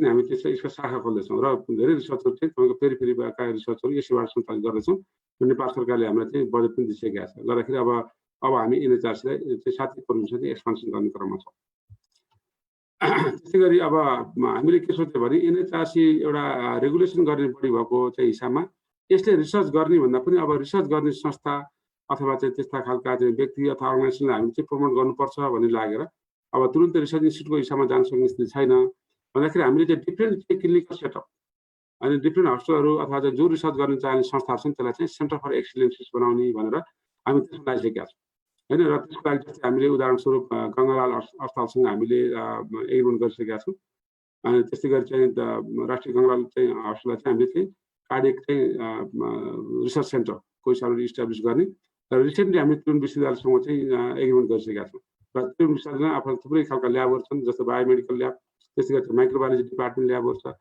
आफ्नै रिसर्च युनिट छ हामीले के सोच्यो भने अब रिसर्चलाई रेगुलेसन गर्ने हो र रिसर्च कल्चर विकास गर्ने हो भने हरेक मेडिकल कलेजका नेपालका हरेक मेडिकल कलेजका रेजिडेन्टहरूले जुन चाहिँ थिसिस गर्छन् 6 महिनाभित्र सुरु गर्छन् प्रपोजल बनाउँछन् अथवा कुनै पनि फ्याकल्टीले चाहिँ 3 वर्ष पछाडि चाहिँ रिसर्च हेर्न पाउँछ होइन त्यो रिसर्च हेर्नुभन्दा अगाडि अथवा चाहिँ कुनै पनि विद्यार्थीले चाहिँ रिसर्च चाहिँ गर्नुभन्दा अगाडि त्यो चाहिँ अनिवार्य चाहिँ कम्प्युटर डाटा के अरे प्रपोजल राइटिङको ट्रेनिङ लिएको हुनुपर्छ भन्ने खालको लबिङ गर्दछ र त्यो भने मात्रै चाहिँ रिसर्च चाहिँ अलिकति रेगुलेसन हुन्छ र कल्चर विकास हुन्छ भन्ने हाम्रो लागि टियुले पनि यसलाई सहज स्वीकार गरेछ पहिलो चरण हामी टियुबाट सुरु गर्दैछौँ र त्यसै गरी हामीले चाहिँ अब एग्रिमेन्ट गर्न चाहिँ प्रोसेस गइसकेको म पनि बोर्डको मेम्बर भएको एनएचआरसी बोर्डको मेम्बर छ BP Koirala memorial cancer hospital अब यसलाई चाहिँ हामीले क्यान्सरको सेन्टर अफ एक्सिलेन्स बनाउँदैछौँ र एग्रिमेन्टको हामीले ड्राफ्ट चाहिँ मेरै चाहिँ नेतृत्वमा चाहिँ एउटा ड्राफ्ट बन्दैछ र हामी छिट्टै भित्र यो पनि एउटा एग्रिमेन्ट गर्ने क्रममा छौँ र त्यसै गरी हामी अस्ति तेलङ्गानाले पनि एकदम यो अप्थाल्मोलोजी सेन्टर हो हाम्रो होइन डाक्टर सन्दीप गुरुङ उहाँसँग बसेर कुरा गर्दाखेरि इज भेरी इन्ट्रेस्टेड अनि ल डाक्टर एग्रिमेन्ट गरिहाल्नु भन्नुभएको छ, हामी त्यसमा पनि ड्राफ्ट बनाइरहेको छौँ। त्यसरी अब हामीले अस्ति पनि डाक्टर भूपेशले सुन्नु होला साथीहरू हुनुहुन्छ होइन, कि अमेरिका नेपाल मेडिकल फाउन्डेसनसँग हामीले चाहिँ अस्ति धेरै लामो कुराहरू गऱ्यौँ। उहाँहरूले पनि एकदम राम्रोसँग हामीलाई चाहिँ इन्ट्रेस्ट दिइरहनु भएको छ र एनएचआरसीले पनि उहाँहरूको जस्तै जुन साथीहरू चाहिँ अमेरिका लगायत चाहिँ तपाईँको बाहिर देशमा बस्नु भएको छ, रिसर्च गर्नुहुन्छ होइन, तपाईँको साइन्टिस्टहरू हुनुहुन्छ, उहाँहरूले हामीलाई चाहिँ हेल्प गर्नु पर्यो ल इन टर्म्स अफ मतलब इथिकल चाहिँ को बारेमा अथवा चाहिँ पियर रिभ्यूको लागि अथवा कुनै पनि रिसर्चको लागि चाहिँ एज अ कन्सल्टेन्ट भएर काम गर्नको लागि अनि यहाँहरू बसेर काम गर्नुपर्छ भन्ने खालको कुरा भएको छ र एग्रिमेन्टको चाहिँ मैले ड्राफ्ट बनाइसकेको छु। डाक्टर भूपेश सुन्दै हुनुहुन्छ कि त्यो एग्रिमेन्टको ड्राफ्ट चाहिँ हामीले भोलि पर्सि नै अब यहाँहरूले सेयर गर्छौँ र त्यस पछाडि हामी यसको चाहिँ एग्रिमेन्टको हिसाबले हामी अगाडि बढ्छौँ। र त्यस्तै गरी Australian Nepalese medical and dental एसोसिएसनसँग हामी पनि एग्रिमेन्टको क्रममा छौँ र यसरी हामीले अन्तर्राष्ट्रिय कोलाबोरेसन गर्न सोचिरहेको छौँ। अब मैले यसलाई वस्तुगत हिसाबले मैले सामान्य एउटा पोइन्टहरू राखेको छु, साथीहरू पछि के भन्नुहुन्छ छलफल गरौँला। एनएचआरसी र अमेरिका नेपाल मेडिकल फाउन्डेसनको बिचमा कोलाबोरेसन कसरी गर्न सकिन्छ र थोरै एरियाहरू हामीले आइडेन्टिफाई गरेका छौँ। त्यो एरियामा चाहिँ म थोरै भन्न चाहेँ। त्यो मध्ये एउटा के conduct high quality research activities like clinical trials अनि इपिडेमियोलोजी स्टडी। अब हाम्रो यहाँ नेपालमा बाध्यता के छ भने भन्नै पर्ने, अब क्लिनिकल ट्रायलको आरसिटी डिजाइनहरू चाहिँ एकदम कम मात्रामा चाहिँ भइरहेको छ। अब हामीले के सोच्यो भने अब यो एउटा चाहिँ कुनै पनि अब्जर्भेसन स्टडी अथवा चाहिँ त्यो मात्रै गरेर हुँदैन, अब हामीले क्लिनिकल ट्रायलमा जानुपर्छ अथवा लार्ज स्केल इपिडेमियोलोजी स्टडीमा जानुपर्छ भनेर लागिरहेको छ होइन। त्यस्तै गरी चाहिँ यसमा चाहिँ अमेरिका नेपाल मेडिकल फाउन्डेसनमा चाहिँ उहाँ साथीहरू जो विज्ञहरू हुनुहुन्छ, अब उहाँहरूले चाहिँ तपाईँको यसलाई चाहिँ सिरियस लिनुहुन्छ र साथ दिनुहुन्छ भन्ने विश्वास छ। त्यस्तै गरी facilitation of academic collaborations to enhance capacity development like training, researchers exchange programs, fellowships, travel grants for conference participation. मतलब के भन्दा यसलाई चाहिँ तपाईँको एकाडेमिक एक्सचेन्जहरू हामी गरेर विभिन्न खालका भर्चुअल ट्रेनिङहरू साथीहरूको विज्ञताहरू चाहिँ हामीले लिने, जस्तै इथिकलको कुराहरू भयो, त्यसै गरी क्लिनिकल ट्रायलसँग थुप्रै कुराहरू चाहिँ हामी तपाईँहरूको चाहिँ विज्ञता लिन सक्छौँ। हाम्रो साथीहरू पनि ट्रेन हुनुहुन्छ। यसरी हामी कोलाबोरेसन गर्न सोचिरहेको छौँ। अर्को चाहिँ joint research grants application for third party funding. मतलब कस्तो हुँदो रहेछ भने अब नेपाल तपाईँले पनि नेपालमा कुनै काम गर्न चाहनुहुन्छ भने एनएचआरसीलाई चाहिँ लिएर जानुभयो भने चाहिँ त्यहाँ काम गर्न पनि सजिलो हुन्छ र एनएचआरसीले पनि चाहिँ कुनै पनि हिसाबमा त्यहाँ बसिरहनु भएको छ संस्थासँग चाहिँ हामीलाई चाहिँ कोलाबोरेसन गराइदिनु भयो भने हामी जोइन्टली चाहिँ रिसर्चका एक्टिभिटी गर्न सक्छौँ। र त्यसै गरी हामीले अर्को चाहिँ सोचेको के भने technical support through participation and involvement as reviewers and advisors in different research activities. मैले पनि भने यो चाहिँ हाम्रो जर्नलको क्वालिटी बढाउने भनेको छ। रिसेन्टली चाहिँ एनएचआरसीको जर्नल चाहिँ स्कोपसमा चाहिँ तपाईँले ओन गरेको छ र अन्तर्राष्ट्रियकरण यसको भएको छ होइन, यहाँलाई बताउन चाहेँ। र त्यस्तै गरी चाहिँ यसको इम्प्याक्ट फ्याक्टर बढाउनुदेखि लिएर यसका चाहिँ क्वालिटी बढाउनलाई अब पियर रिभ्यूदेखि लिएर अथवा इथिकलको लागि पनि यहाँहरूले चाहिँ रिभ्यूहरू गरिदिन सक्नुहुन्छ होइन, यस्तो खालको गर्न सक्छौँ। र अन्यमा पनि जस्तै अब भनौँ न केही अब यहाँहरूसँग त्यस्तो खालको छ भने ग्रान्टहरूदेखि लिएर मैले जुन भने जिन सिक्वेन्सिङ बनाउने, ल्याबहरू बनाउने अथवा त्यस्ता खालका चाहिँ एक्टिभिटीहरू गर्नलाई पनि हामीलाई त्यो सपोर्ट भयो भने पनि चाहिँ धेरै राम्रो हुन्छ भन्ने खालको छ। र एउटा हामीले यहाँहरूले पनि अस्ति बजेट भाषण सुन्नुभयो, नेपाल सरकारले अब एनएचआरसीको इतिहास पनि भन्नुपर्छ। अब गर्वको साथमा भन्न चाहन्छु कि नेपाल सरकारले रेड बुकमा राष्ट्रपतिको चाहिँ के अरे तपाईँको प्लान अनुसार नेपाल सरकारले चाहिँ यो एनएचआरसीलाई इन्फेक्सियस डिजिजको सेन्टरको हिसाबले इस्टाब्लिस गर्ने र त्यसपछि अझै सक्षम बनाउने गरेर लेखेको छ। र अब हामीले तुरुन्तै यसको एनएम सर्वे पनि गर्ने गरी अब हामीले प्रपोजल डिजाइन गर्दैछौँ र कसरी यसलाई साथै प्रोभिन्समा चाहिँ इन्फेक्सियस डिजिजको सेन्टर हिसाबले इस्टाब्लिस गर्ने। एनएचआरसीको इतिहासमा के रहेछ भने अहिलेसम्म इन्फेक्सियस डिजिज भन्दा पनि नन इन्फेक्सियस नन कम्युनिकल डिजिजलाई बढी प्रायोरिटी रहेछ र कोरोनाले गर्दाखेरि अब एनएचआरसीले पनि यसमा काम गर्दैछ। अब यसमा चाहिँ यहाँहरूको आइडिया छ भने हामी चाहिँ त्यो खालको एक्सपोर्ट पनि गर्छौँ। यसरी हामी गर्दैछौँ होइन। र म यति भन्दै मेरो छोटो अहिले म रुगा लागेको कारणले गर्दाखेरि मेरो थोरै बोली पनि बुझ्दैन होला, अहिले छिटो पनि बोल्छु। सबैलाई चाहिँ यो सुन्नुभएकोमा विशेष धन्यवाद दिँदै नेपाल हेल्थ रिसर्च काउन्सिलको तर्फबाट र मेरो व्यक्तिगत तर्फबाट पनि अमेरिका नेपाल मेडिकल फाउन्डेसनका टिम लगायत सम्पूर्ण साथीहरू, अब धेरै मेरो साथीहरू हुनुहुन्छ, सिनियर साथीहरू अग्रजहरू हुनुहुन्छ, एनएचआरसीका स्टाफ, त्यस्तै गरी चाहिँ डाक्टर जनक लगायत सम्पूर्णलाई म विशेष धन्यवाद दिँदै मेरो प्रेजेन्टेसन यहाँ अन्त्य गर्छु। धन्यवाद। त्यसो केही क्वारी छ भने हामी पछि छलफल गर्नेछौँ। Thank you. Thank you doctor Gewali, excellent presentation, एकदमै राम्रो प्रेजेन्टेसन, एकदम थोरो प्रेजेन्टेसन गर्नुभयो र एकदमै खुसी लाग्यो। मेरो आफ्नो हाई स्कुल कलेजदेखिको साथी चाहिँ यसरी रिसर्चको चाहिँ लिडरसिप रोल लिएर अगाडि बढिराख्नु भएको छ। धेरै धेरै धन्यवाद। अब क्वेसन एन्सरको सेसन हामी यस पछाडि पछि क्वेसन पनि गर्छौँ। अलि टाइम अलिकति लिमिट हुन गएको हुनाले म चाहिँ अब डाक्टर शम्भु अर्याललाई इन्ट्रोड्युस गरिहालौँ। Dr. Shambhu Aryal, also from Institute of Medicine. अहिले US-मा he's a consultant pulmonary and critical care. He's also a specialist in transplant lung disease. He's a lung transplant doctor. And also he is a director of the Sarquard Clinic in Innova Fairfax Hospital here near Washington, DC. He's involved in multiple research, direct day-to-day patient care of COVID patients, including experience in convalescent plasma, trial. And also, I think you will highlight in the recent outcome from the recovery trial of dexamethasone. Without further ado, Shambhu, let's go. Thank you, Narendra, and namaste, everyone. Dr. Pradeep, if you would stop sharing your screen, I could start mine. Stop screen share, Gardinasta. Sorry. All right, thank you.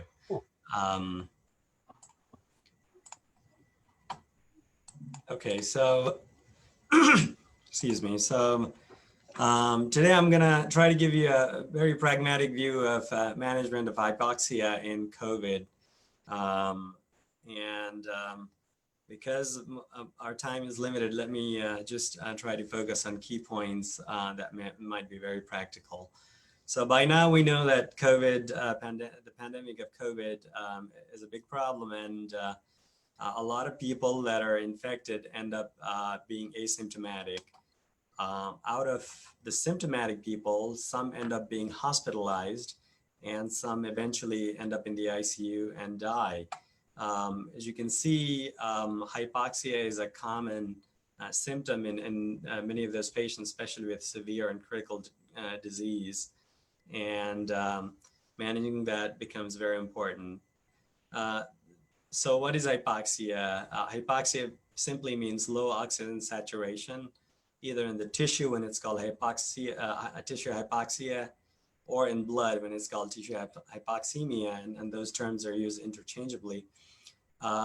Although there are no definite thresholds that are defined, generally speaking, when your oxygen saturation is less than 95% at rest, or if you desaturate by more than 5% while you exert yourself, that's called, those are the definitions that have been widely accepted.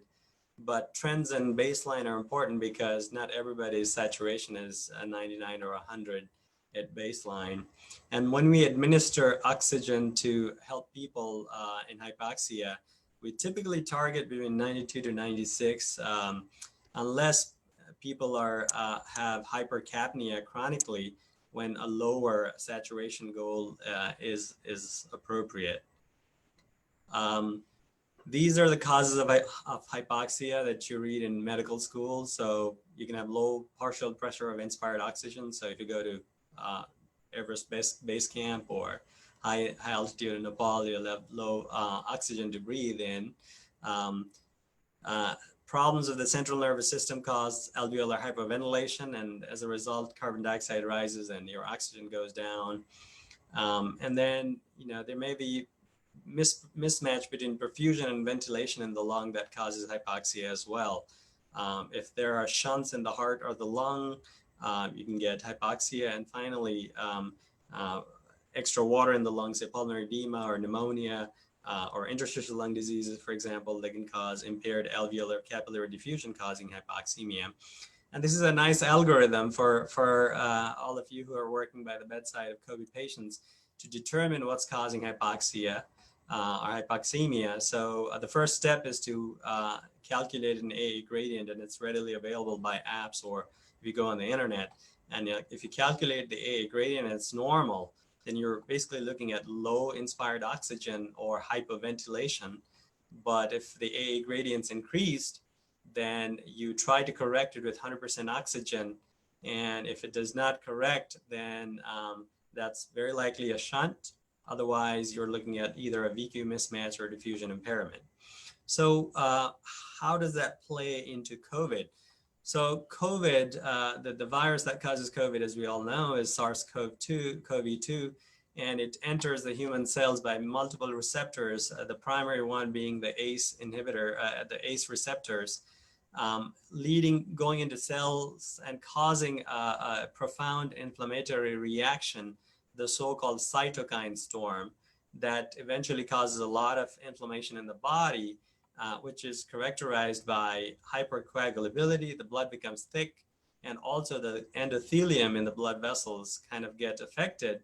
And as a result, there's activation of a multitude of pathways, eventually leading to clots in the lung, big clots, pulmonary embolism, and microthrombi that are part of the so-called ARDS, or double pneumonia, as we call it in later terms, eventually leading to hypoxia.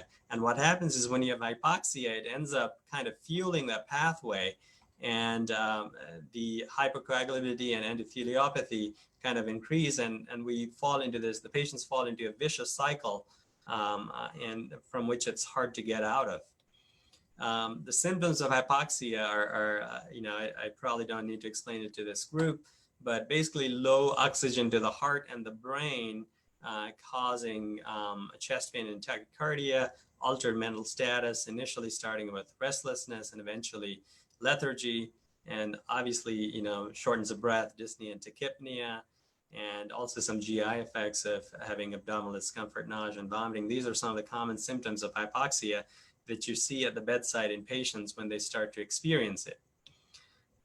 What's really important in COVID that we've seen in our patients is something called silent hypoxia. And this is something I'd like to call your attention to. This is a patient of ours that presented to the emergency room with a mild shortness of breath, and he was otherwise talking. And when you popped in a pulse oximeter in his finger, you could see that his oxygen saturation is down in 77% with a heart rate of 85. And he was talking without really not much of a respiratory distress. We've seen saturations as low as 60% in patients without any symptoms. And this may be related to microthrombi in the lungs, but this can be incredibly dangerous because patients may go downhill pretty quickly once they hit a critical threshold. Now, why does silent hypoxemia happen? There are some proposed theories, and I don't want to go into details of that, but basically what is felt is the SARS-CoV virus desensitizes peripheral chemoreceptors, and as a result, the low oxygen drive that drives the brain is lost. This is a nice graph showing how oxygen saturation may, as it decreases, the symptoms kind of increase, and there's this blue zone here where people are sort of okay, but the saturation is starting to drop dramatically. And this may be a period where we may be able to intervene quickly to prevent progression into intubation and multi-organ failure, where the mortality is pretty high. So what could be done in the bedside? And this is something that maybe we could implement in our hospitals in Nepal. This is something we've done here in our hospital, here at Innova Fairfax Hospital particularly. And so we have specific units that are called COVID units, where people are cohorted. All the people with COVID are placed in a particular unit that helps with infection prevention, so people are not scattered all over the hospital. But it also allows people to be monitored, the patients to be monitored very closely. At one point in our hospital, we had over 200 patients daily for several days. And one night we had about 15 rapid response in the whole hospital. Many of these people ended up in the ICU. So the next day we met as a group and brainstormed, and we formed this team called Multidisciplinary Early Recognition and Intervention Team, the MERIT team, which consists of the primary hospitalist, nursing staff, respiratory therapists, a pulmonologist, and an ICU representative, who go around twice a day in the COVID unit, just like 30 minutes a day, just going, looking from the window and looking at patients to see how they're doing, see how their oxygen needs are, review their labs and their computer, and see if they need some diuretics to keep them a little dry, antibiotics for any superimposed infection.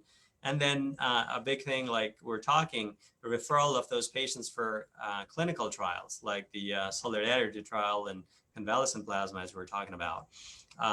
It's shown, it has led to reduced ICU transfers, reduced intubation, and reduced mortality in our patients. This is a very busy slide of what this COVID team does in the hospital, and this is an algorithm that can be easily adapted to our hospitals in Nepal to help identify patients in different risk groups, like low, medium risk, and accordingly how they can be managed to improve our outcomes.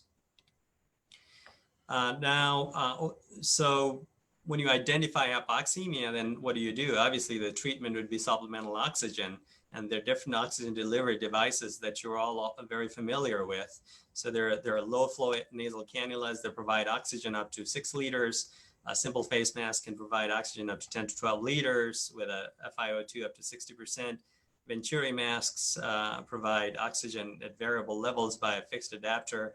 Non-rebreather mask up to 100%, and then high flow nasal cannula. And I'm not sure if it's available in Nepal, but it's come in very handy for us here in our hospitals. And these are what they look like. But one of the things that needs to be thought about is, do these devices cause aerosolization, and do they put the staff at risk? For example, nebulizers given in the room, they create particles that hang around in patient's room for hours and hours, and if you don't have the right PPE, the staff may be affected. You gotta put those people in negative pressure rooms. What we do is we use meter dose inhalers instead of nebulizers if possible. And then one of the things that we've found helpful is if you're using, say, a high flow nasal cannula or something that is aerosolizing, just put a surgical mask over the patient or patient's oxygen, and that may actually reduce aerosolization. And this graph shows how many centimeters the particles can travel with the different amounts of oxygen. And non-invasive positive pressure ventilation like BiPAP and CPAP are the biggest culprits. And with the force that they generate, they can cause those droplets to travel very far. This is a very nice summary slide for the Society of Critical Care Medicine here in the United States that explains, that basically gives guideline as to how to approach people with hypoxia when they have COVID. So when you have a person with COVID with hypoxia defined by, oxygen saturations of less than 92%, 94%, immediately you want to assess if they're bad enough to require intubation. And we used to do this, and more recently we found that so the so-called happy hypoxics, so the silent hypoxemia, if you can monitor them closely, you can tie them with other oxygen devices and not necessarily intubate. But so you apply oxygen and then consider high flow nasal cannula if you can, and eventually intubation. So it's good to have a protocol like this to guide therapy. And this is a slide kind of attesting to the same fact. So saturations, when the saturations are low, started with oxygen, see if you can use high flow nasal cannula. Now realizing the non-invasive positive pressure ventilation will be aerosolizing, you got to have them in negative pressure rooms. And eventually if people need intubation, then intubate. And obviously one of the webinars, we talked heavily about critical care, so I won't go into that. But low tidal volume ventilation for ARDS would be important in the situation as well. And then when you have ARDS, you can manage it different, mild, moderate, and severe. There's a pathway here to help. Now, one of the other things I want to talk about that will be very helpful for our patients over there is proning. So proning is basically laying our patients on their belly, on their stomach, to help improve their oxygenation. So basically what happens with COVID is ARDS, acute respiratory distress syndrome. And what happens with ARDS is the bottom portions of the lung, when a person is laying down, is collapsed, if you will. and the upper portion is relatively more expanded, so that the air sacs and the top parts of the lungs are over distended and the bottoms are collapsed. And as a result, when you're putting them on mechanical ventilator, the plateau pressures are high up at the top and low at the bottom, and the blood flow is just the opposite. So there's VQ mismatching. But if you put them, prone them, what happens is you reverse the physiology, and you can actually improve their gas exchange and also reduce the amount of damage that the ventilator can cause to those patients. And here you can see a CT scan of a patient that was supine and then was prone and then supined again. But you can see how these areas that are so dense ended up being so light, and oxygenation improved dramatically in this patient. Why am I talking about this? Because there's something called awake proning. So you can actually prone people when they're actually awake and improve their oxygenation without having to increase the supplemental oxygen. And this is a picture of how this is done. So you ask the patient to lay on their belly for about half an hour to 2 hours, and then they lay on one of their sides, right side and left side, and then they sit up at about 45 degrees angle, and then they go back to the prone position again. This has been humorously called the pig roast position, because when you go camping, you can put a pig on this stick and rotate it and to cook it well. So, but that's how awake proning is done. We've actually implemented it in our hospital, and it's actually helped oxygenation, and I think it's helped a lot of ICU transfers in our patients. Now, this is an interesting concept that we haven't really used here at Innova, but the NIH here in 2016 came up with this idea, and there's a company that actually makes this helmet ventilation device. And this may be a low-cost option, and maybe Dr. Mahavir Pun can come with something like this in Nepal. But what this involves is these two pipes that go around this little plate here, and then this is put on a patient and this plastic shell is connected after the patient is obviously connected to oxygen, and it creates a positive pressure in here, and the patient breathes better, and you can avoid ventilation, like actually putting people on a ventilator, especially in an area where there's a scarcity of ventilators. And this was used in some hospitals, like in Chicago, for example, here in the US, with good outcomes that they're reported. So this may be something that might be helpful. You'll also hear about people connecting patients to multiple patients to a single ventilator. Again, this is not something we've done because we really never got hit like in New York or Italy, say, for example. And you can research on the internet, and people say that you can connect up to 8 patients on a single ventilator. I mean, there are a lot of problems with this. So, but it's out there if you wanted to research that. And then finally, many of the COVID therapies that change or treat COVID eventually would help with the hypoxia, obviously. And this is a short list of some of the drugs that we've used. So remdesivir is available here in the United States, and hopefully as a part of the trial, a solidarity trial there in Nepal. Interleukin-6 inhibitors have been used with good success, and there's emerging data that they might be helpful. I think, and I'll touch a little bit more on steroids in the next slide. Convalescent plasma, we talked about, and I know Dr. Janak and Dr. Pallavi are involved in that trial over there, and I think that's an excellent initiative there in Nepal. Anticoagulation has to be, given some thought as well, because microthrombi play an important role here in the U.S. in our ICUs. For example, the sickest patients go on extracorporeal membrane oxygenation, or ECMO, which is like a cardiac bypass machine. And we've seen a lot of clots in those patients, and we have to use very extensive anticoagulation. So, thinking about DVTs and PEs, and especially people if they're quarantined or in a hospital setting in a room, they should be encouraged to walk, and anticoagulation should be used as far as possible. So this came, as Dr. Narayan was mentioning earlier, the results of the recovery trial, as it's called, at the Oxford University at UK. The researchers there published interim analysis data. This is not out on a publication yet. And given the retraction of the articles in Lancet and New England Journal from some really heavyweight publishers like Dr. Mehra here in the United States, there's some skepticism as to what the data behind this is.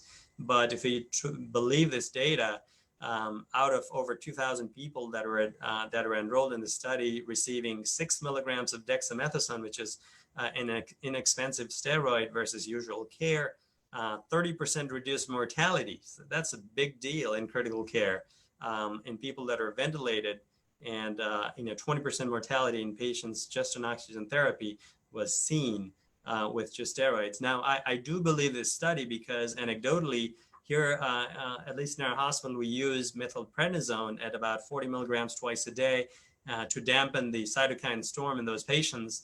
And it seems to work well. So I do believe that this works. And I think, and we're actually starting this in our practice as well more and more. And this may be something that can be given consideration in Nepal as well. But stay tuned for the final publication of this article, hopefully in the next couple of weeks.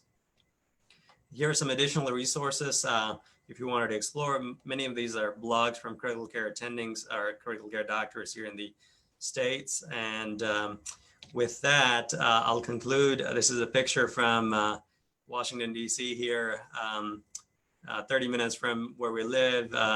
One evening in the COVID era, it's hard to go out, but we went out and had a nice time. So get out there. Hopefully we'll beat COVID very soon. With that, let me stop right here. Thank you. Thank you, Dr. Shambhu, for that excellent presentation, and you covered it very well. Oxygenation ko कुरा देखि लिएर, which is very important. देखि लिएर अहिले dexamethasone को नयाँ data, although it's not published, but it's important because it's out of the British national health system.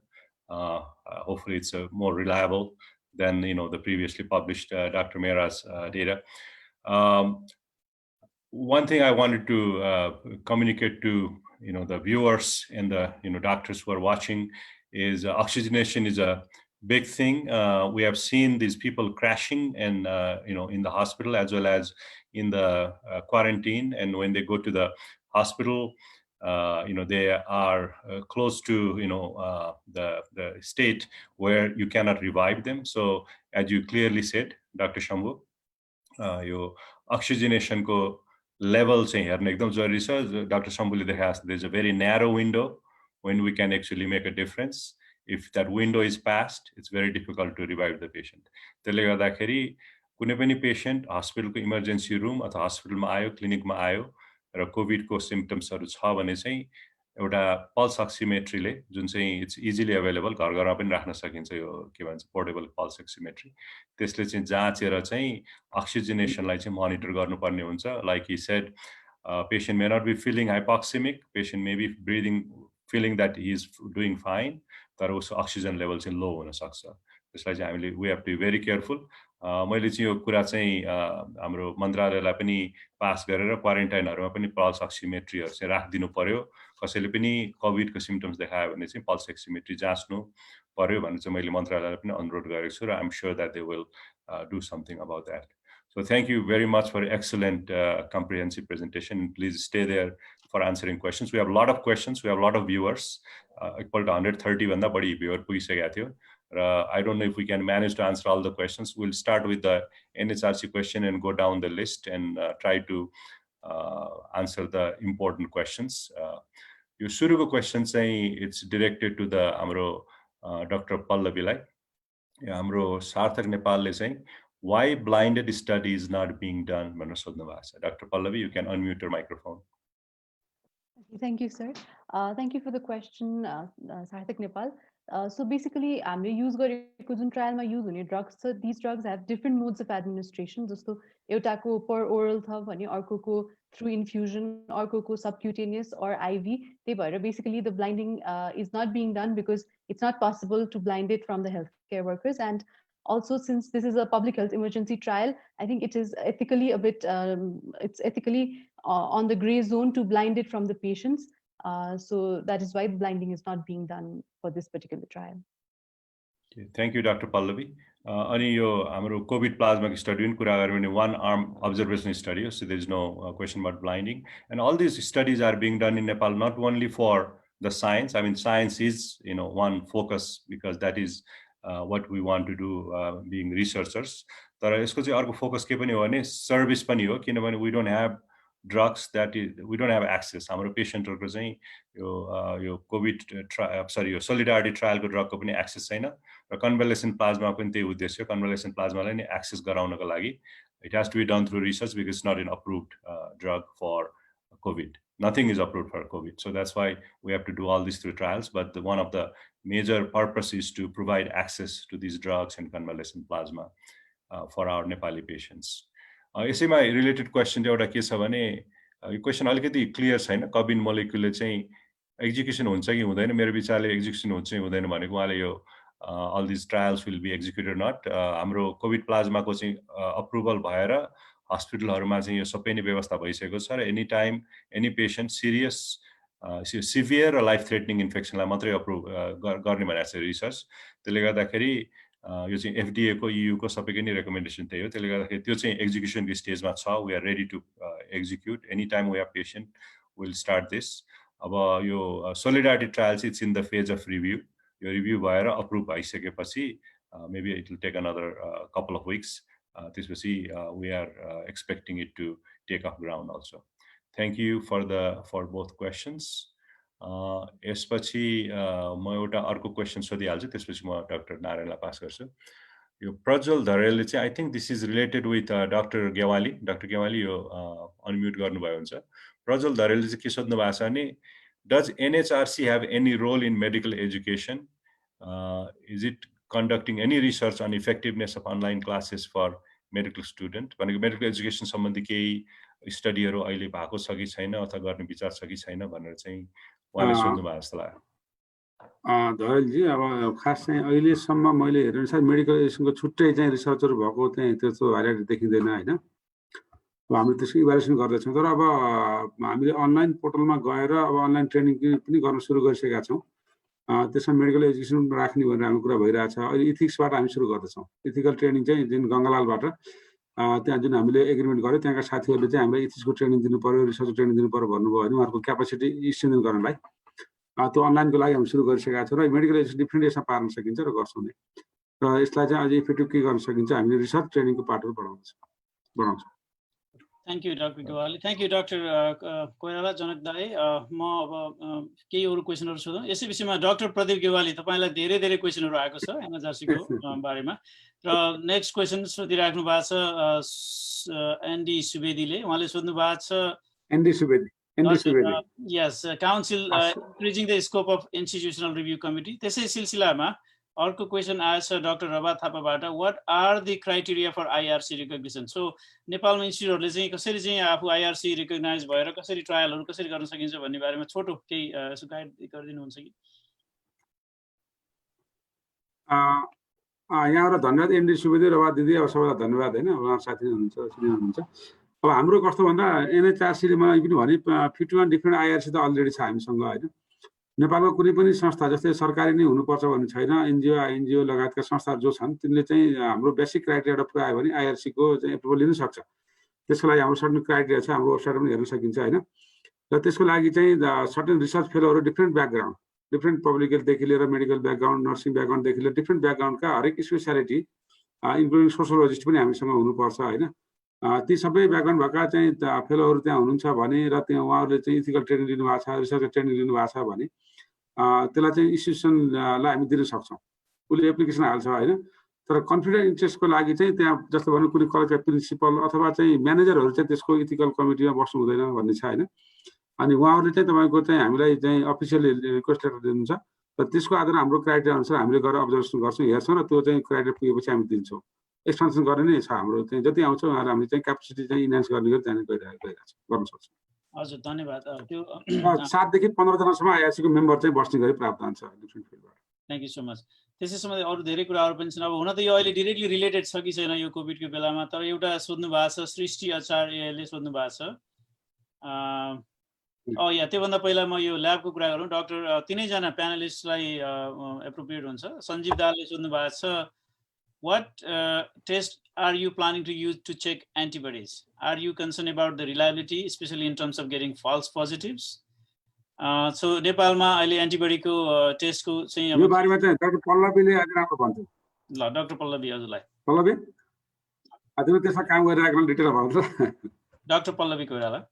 हजुर हस्, thank you for the question. Yo particular हाम्रो if this question is regarding हाम्रो convalescent plasma therapy जुनमा चाहिँ हामीले antibody test गर्छौँ भनेको छौँ, त्यसमा चाहिँ बेसिकली हाम्रो एलिजिबिलिटी क्राइटेरियामा 3टा टेस्ट भनेको छौँ हामीले। फर्स्टमा चाहिँ the patient has to have an RT-PCR positive definite diagnosis of COVID, अनि डोनेसन गर्नुभन्दा 14 days प्रायर चाहिँ सिम्टम्स स्टप भइसकेको हुन्छ र त्यसपछि we do an antibody test to determine whether or not the patient has developed antibodies against the disease. So RT-PCR ले त्यो पेशेन्टमा disease छ भनेर त्यो डेफिनेटली नै हामीलाई थाहा भइसकेको हुन्छ। So the antibody test that we will conduct for the CPT will be to determine whether or not they have antibodies. So false त्यो कन्टेक्स्टमा चाहिँ false positive भन्दा पनि probably false, if the patient shows false negative, we will probably not include them as a donor. तर positive आयो भने most likely, since we have already confirmed it through RT-PCR, we will use the plasma through the antibody positive patients only. I hope that answers the question. Yeah. Thank you. Thank you, Pallavi. I'll just add a little bit. Ideally भन्ने हो भने न्युट्रलाइजिङ antibody टाइटर गर्नुपर्ने हो अथवा यो के भन्छ एलाइजाबाट आइजिजी टाइटर गर्नुपर्ने हो। Other researchers have done that in other parts of the world. हाम्रो चाहिँ न्युट्रलाइजिङ एन्टिबडी टाइटर इज नट एभाइलेबल। तर एफडिएको गाइडलाइन अरूको यो जुन इन्टरनेसनल गाइडलाइनहरू छ त्यसमा पनि न्याट गर्नै पर्छ भन्ने छैन। न्याटलाई चाहिँ ब्लडलाई फ्रोजन स्टेटमा त्यो प्लाज्मालाई फ्रोजन स्टेटमा राखेर we can do it later as research भनेर भनेको छ। हाम्रोमा कुनै पनि ल्याबले गर्दैन त्यो अहिले पिरियड। अनि तर एन्टिबडी अब एलाइजाको लागि चाहिँ हामीले रिक्वेस्ट गरेका छौँ गभर्मेन्टलाई। एलाइजा आइपुगेको छैन, तर there are also clinical criteria from other research experience that you can after the patient first patient has to be positive, अहिले डाक्टर पल्लवीले भने जस्तै, त्यसपछि गएर नेगेटिभ हुनुपर्छ after they are symptom free. अनि त्यसपछि पिसिआर नेगेटिभ भइसकेपछि एन्टिबडी चाहिँ हामीसँग अहिले आइजिजी आइजिएम सेपरेट गर्ने चाहिँ छ अहिले test.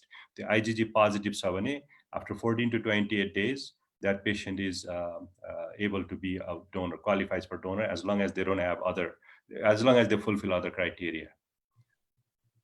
Thank you. Sorry, Dr. Narayan, please go ahead. No, thank you for so Dr. Sambugo, do you have something to add? How you guys do your convalescent plasma in Ainova? Thank you, Narayan. So just like the previous speaker said, testing for neutralizing antibodies is extremely difficult. Even here in the United States, many centers are not doing it because it's costly and you won't get it in time. I think time and cost both come into play. So what we're doing is exactly the criteria that Dr. Janak just said. We have patients who have confirmed SARS-CoV infection, followed by 2 negatives, resolution of symptoms, and then evidence of some antibody, but not necessarily being able to measure neutralizing antibody. So I think those are very standard criteria. What I also wanted to add was, there's been some data, at least, where I think there was a paper from China a couple of months ago where they tested about 300 patients who had, documented RT-PCR positive COVID cases, and in about 19 days, virtually everybody developed some antibodies. So I think not having antibodies should not be a concern. It's just a matter of neutralizing antibody or not. And I think in a scenario where you don't have any other options, I think using convalescent plasma without neutralizing antibodies would be just fine. Thank you so much. Questions are there, certain questions they are not directly related to COVID situation at this point. I think we'll probably skip some of the questions. Yota question from Rakesh Yadav. This is to Dr. Pradeep again. So lots of policy interest, I think, in the research interest in Nepal, which is very good. So especially related to the biomedical laboratory, why NHRC is planning to have its own biomedical lab while there is NCDC concept and plan to strengthen NPHL. So let's make it short on this one so that we can move to other questions. Dr. धन्यवाद doctor साहब। यो कस्तो भन्दा यो बुझाइ फरक हुन सक्छ। हामीले एनएचआरसीले आफ्नै चाहिँ आफ्नो अफिसमा बनाउन अन्तर्गत बनाउन खोजे हैन हैन। जुन हामीले रिसर्च चाहिँ को एक्सटेन्सन गर्ने क्रममा सेन्टर अफ एक्सलेन्स जुन हामी कन्सेप्ट बनायौँ नि र त्यो एनएचआरसीले एक्रिडेट गरेको ल्याबहरु भन्न खोजे हामीले हैन।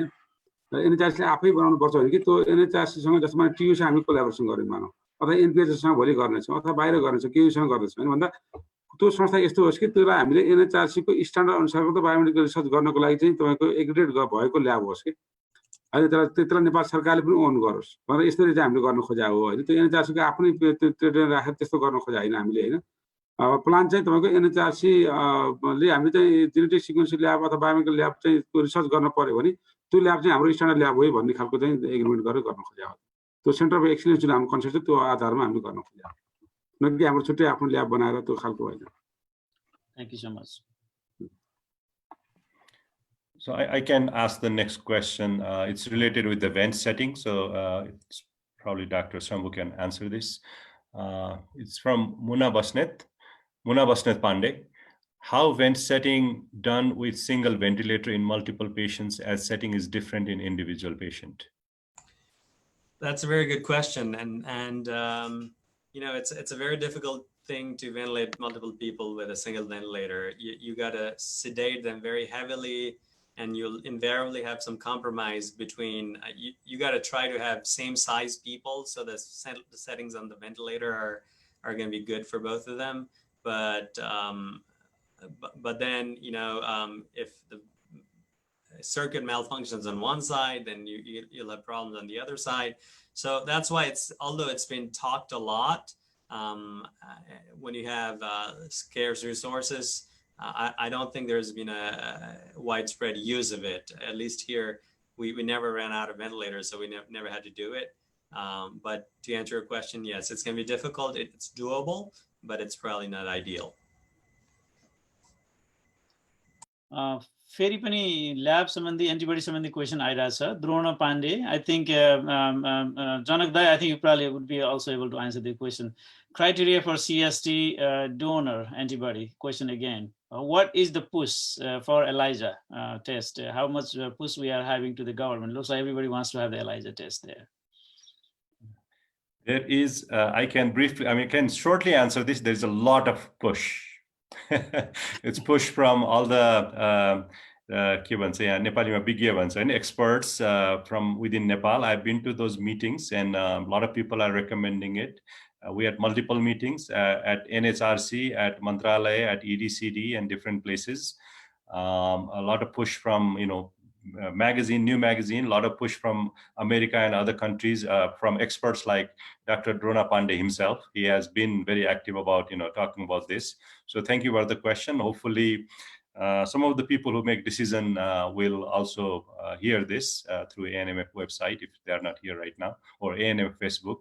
But yes, all these three tests here you have mentioned, ELISA, CLIA, ECLIA, यो सबैको नै कुरा भइराछ र सबैले नै यो टेस्टहरु ल्याउनु पर्छ भनेर चाहिँ भइराछ र मैले सुने अनुसार गभर्नमेन्टलाई हाम्रो ल्याबहरुबाट पनि रिक्वेस्ट गएको छ. Hopefully someday it will be here. Thank you. Dr. Sambuli भन्नुभयो जस्तो यो emergency situation, even in US, like it was not always protocol kind of thing. So I think some kind of compromise. That's why the body like NHRC, experts like Janak Dai and all people and Donazar, I think they all have to get together, see what other countries are doing, what WHO is recommending, and then just go ahead. Thank you. Our question is from Mahesh Saha. There was a data suggesting that immunity provided after infection with SARS-CoV-2 decreases after 4 to 8 weeks period, around 40% in recovered asymptomatic patients, and also 13% in symptomatic patients. So antibody probably doesn't provide long-term immunity. I think we all know that.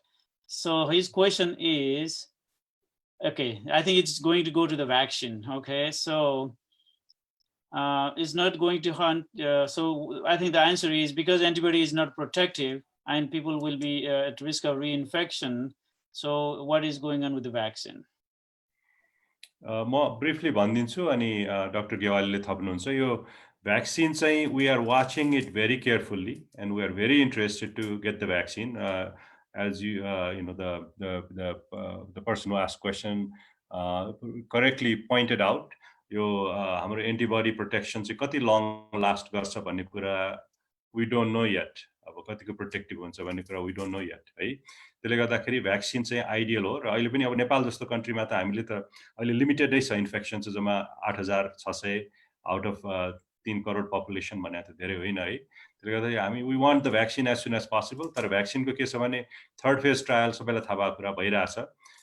Maybe the vaccine in England अथवा यो UK अथवा अरूतिर अक्सफोर्डको vaccine अथवा अरू कुनै vaccine चाहिँ छिटै निस्किन्छ कि भन्ने छ। एन्टोनी फाउचीको कुरा सुन्दाखेरि चाहिँ vaccine is not going to be available until first part of next year भनेर भनेको छ। त्यसैले हामीले चाहिँ के कोसिस गरिरहेको छौँ भने यो WHO को सोलिडारिटी ट्रायलको चाहिँ दुईटा पार्ट छ अहिलेसम्म। एउटा चाहिँ यो ट्रिटमेन्ट ट्रायलको कुरा जुन डाक्टर पल्लवीले भन्नुभयो त्यो अघि, त्यो एउटा पार्ट हो।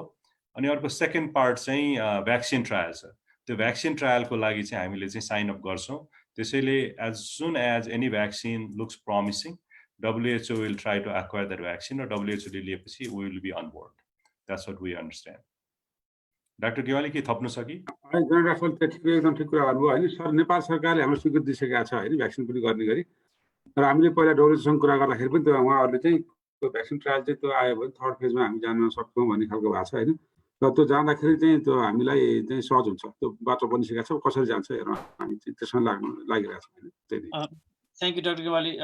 I think this is going to be also you, Dr. Koirala and Dr. Koirala. So we about solidarity trial, but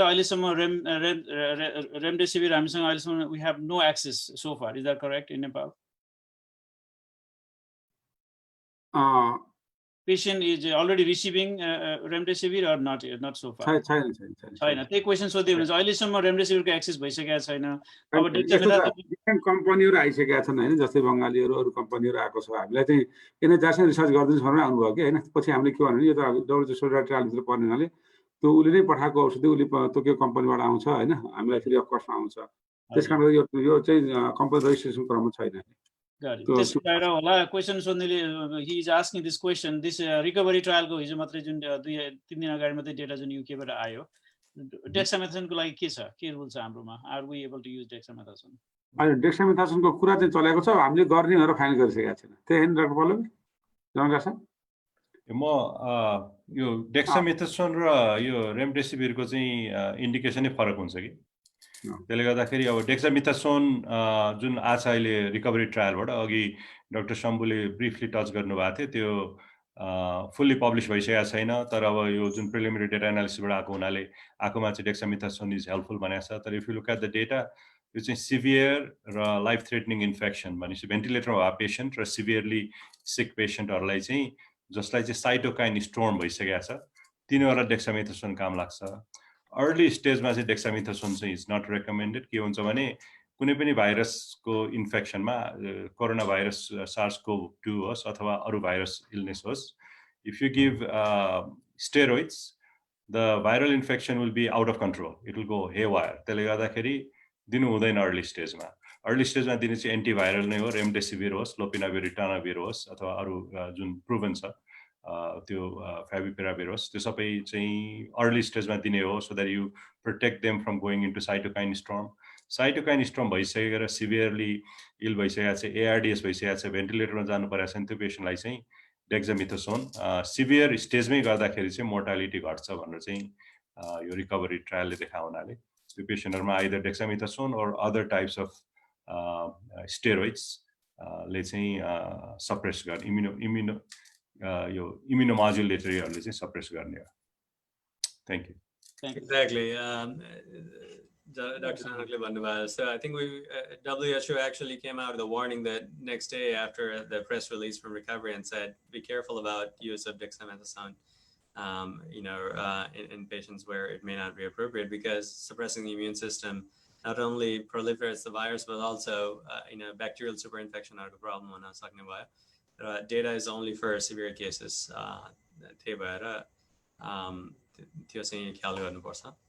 Exactly. So let me just highlight also hydroxychloroquine was touted by everybody, including multiple times by the US President Donald Trump. But now everybody is pulling out and all the trials are being closed. So that's why it all has to be taken by with a grain of salt. यसमा पनि त्यसैले आइसियुमा admitted patients with supplement requirement of supplemental oxygen त्यसमा चाहिँ under supervision मात्रै that was the data that is also preliminary so that's why please everybody who is thinking about using consult with the critical care pulmonary and infectious disease doctors and make a protocol and go with the maybe NHRC might probably come with some kind of EUA or something depending on the data. So just don't give to anybody. So I think that is probably what we have to learn from the experience with hydroxychloroquine. But we have very few more minutes left. Yes, Janakda, is there any specific other questions we have to address right now? I think we have about 5 minutes before we wrap up. Yeah, I think we can. I think we have addressed most of the questions as far as I know. So thank you, all the speakers, and I will pass the microphone back to Dr. Bhupesh and Dr. Vishnu, the ANMF officers. Also, for the people whose questions we couldn't answer, the speakers and then our team will continue to answer your questions even through the Facebook and other forums. So please don't get disappointed. We took our best to take all the questions, and thank you for your interest. We had more than 130, 140 viewers, and thank you for the panelists, and especially I thank you all for this opportunity for me to also join, because Dr. Janak, who is our he's previous US chair, and now he's the chair of our ERC in Nepal, and he's doing excellent job as a vanguard there. Thank you, Dai, and it's great to talk to you. So we will probably talk to you offline soon. Thank you, everybody. So thank you, everyone. Thank you, speakers and moderators, for organizing this great session. It was indeed a very, very good session. So now I would like to see if I can play 2 videos. One is a Dhanyabad video from Dr. Krishna Paudel, from director from Kanti Hospital. And then I would like to also play another video that is a promotional video of our upcoming conference. After that, I will ask Dr. Bhupendra Basnet and Dr. Bhupesh Kharka to say a few words, and we'll wrap the session, and we'll go off the Facebook Live. So let me see, without further delay, I'm going to see if I can share that screen.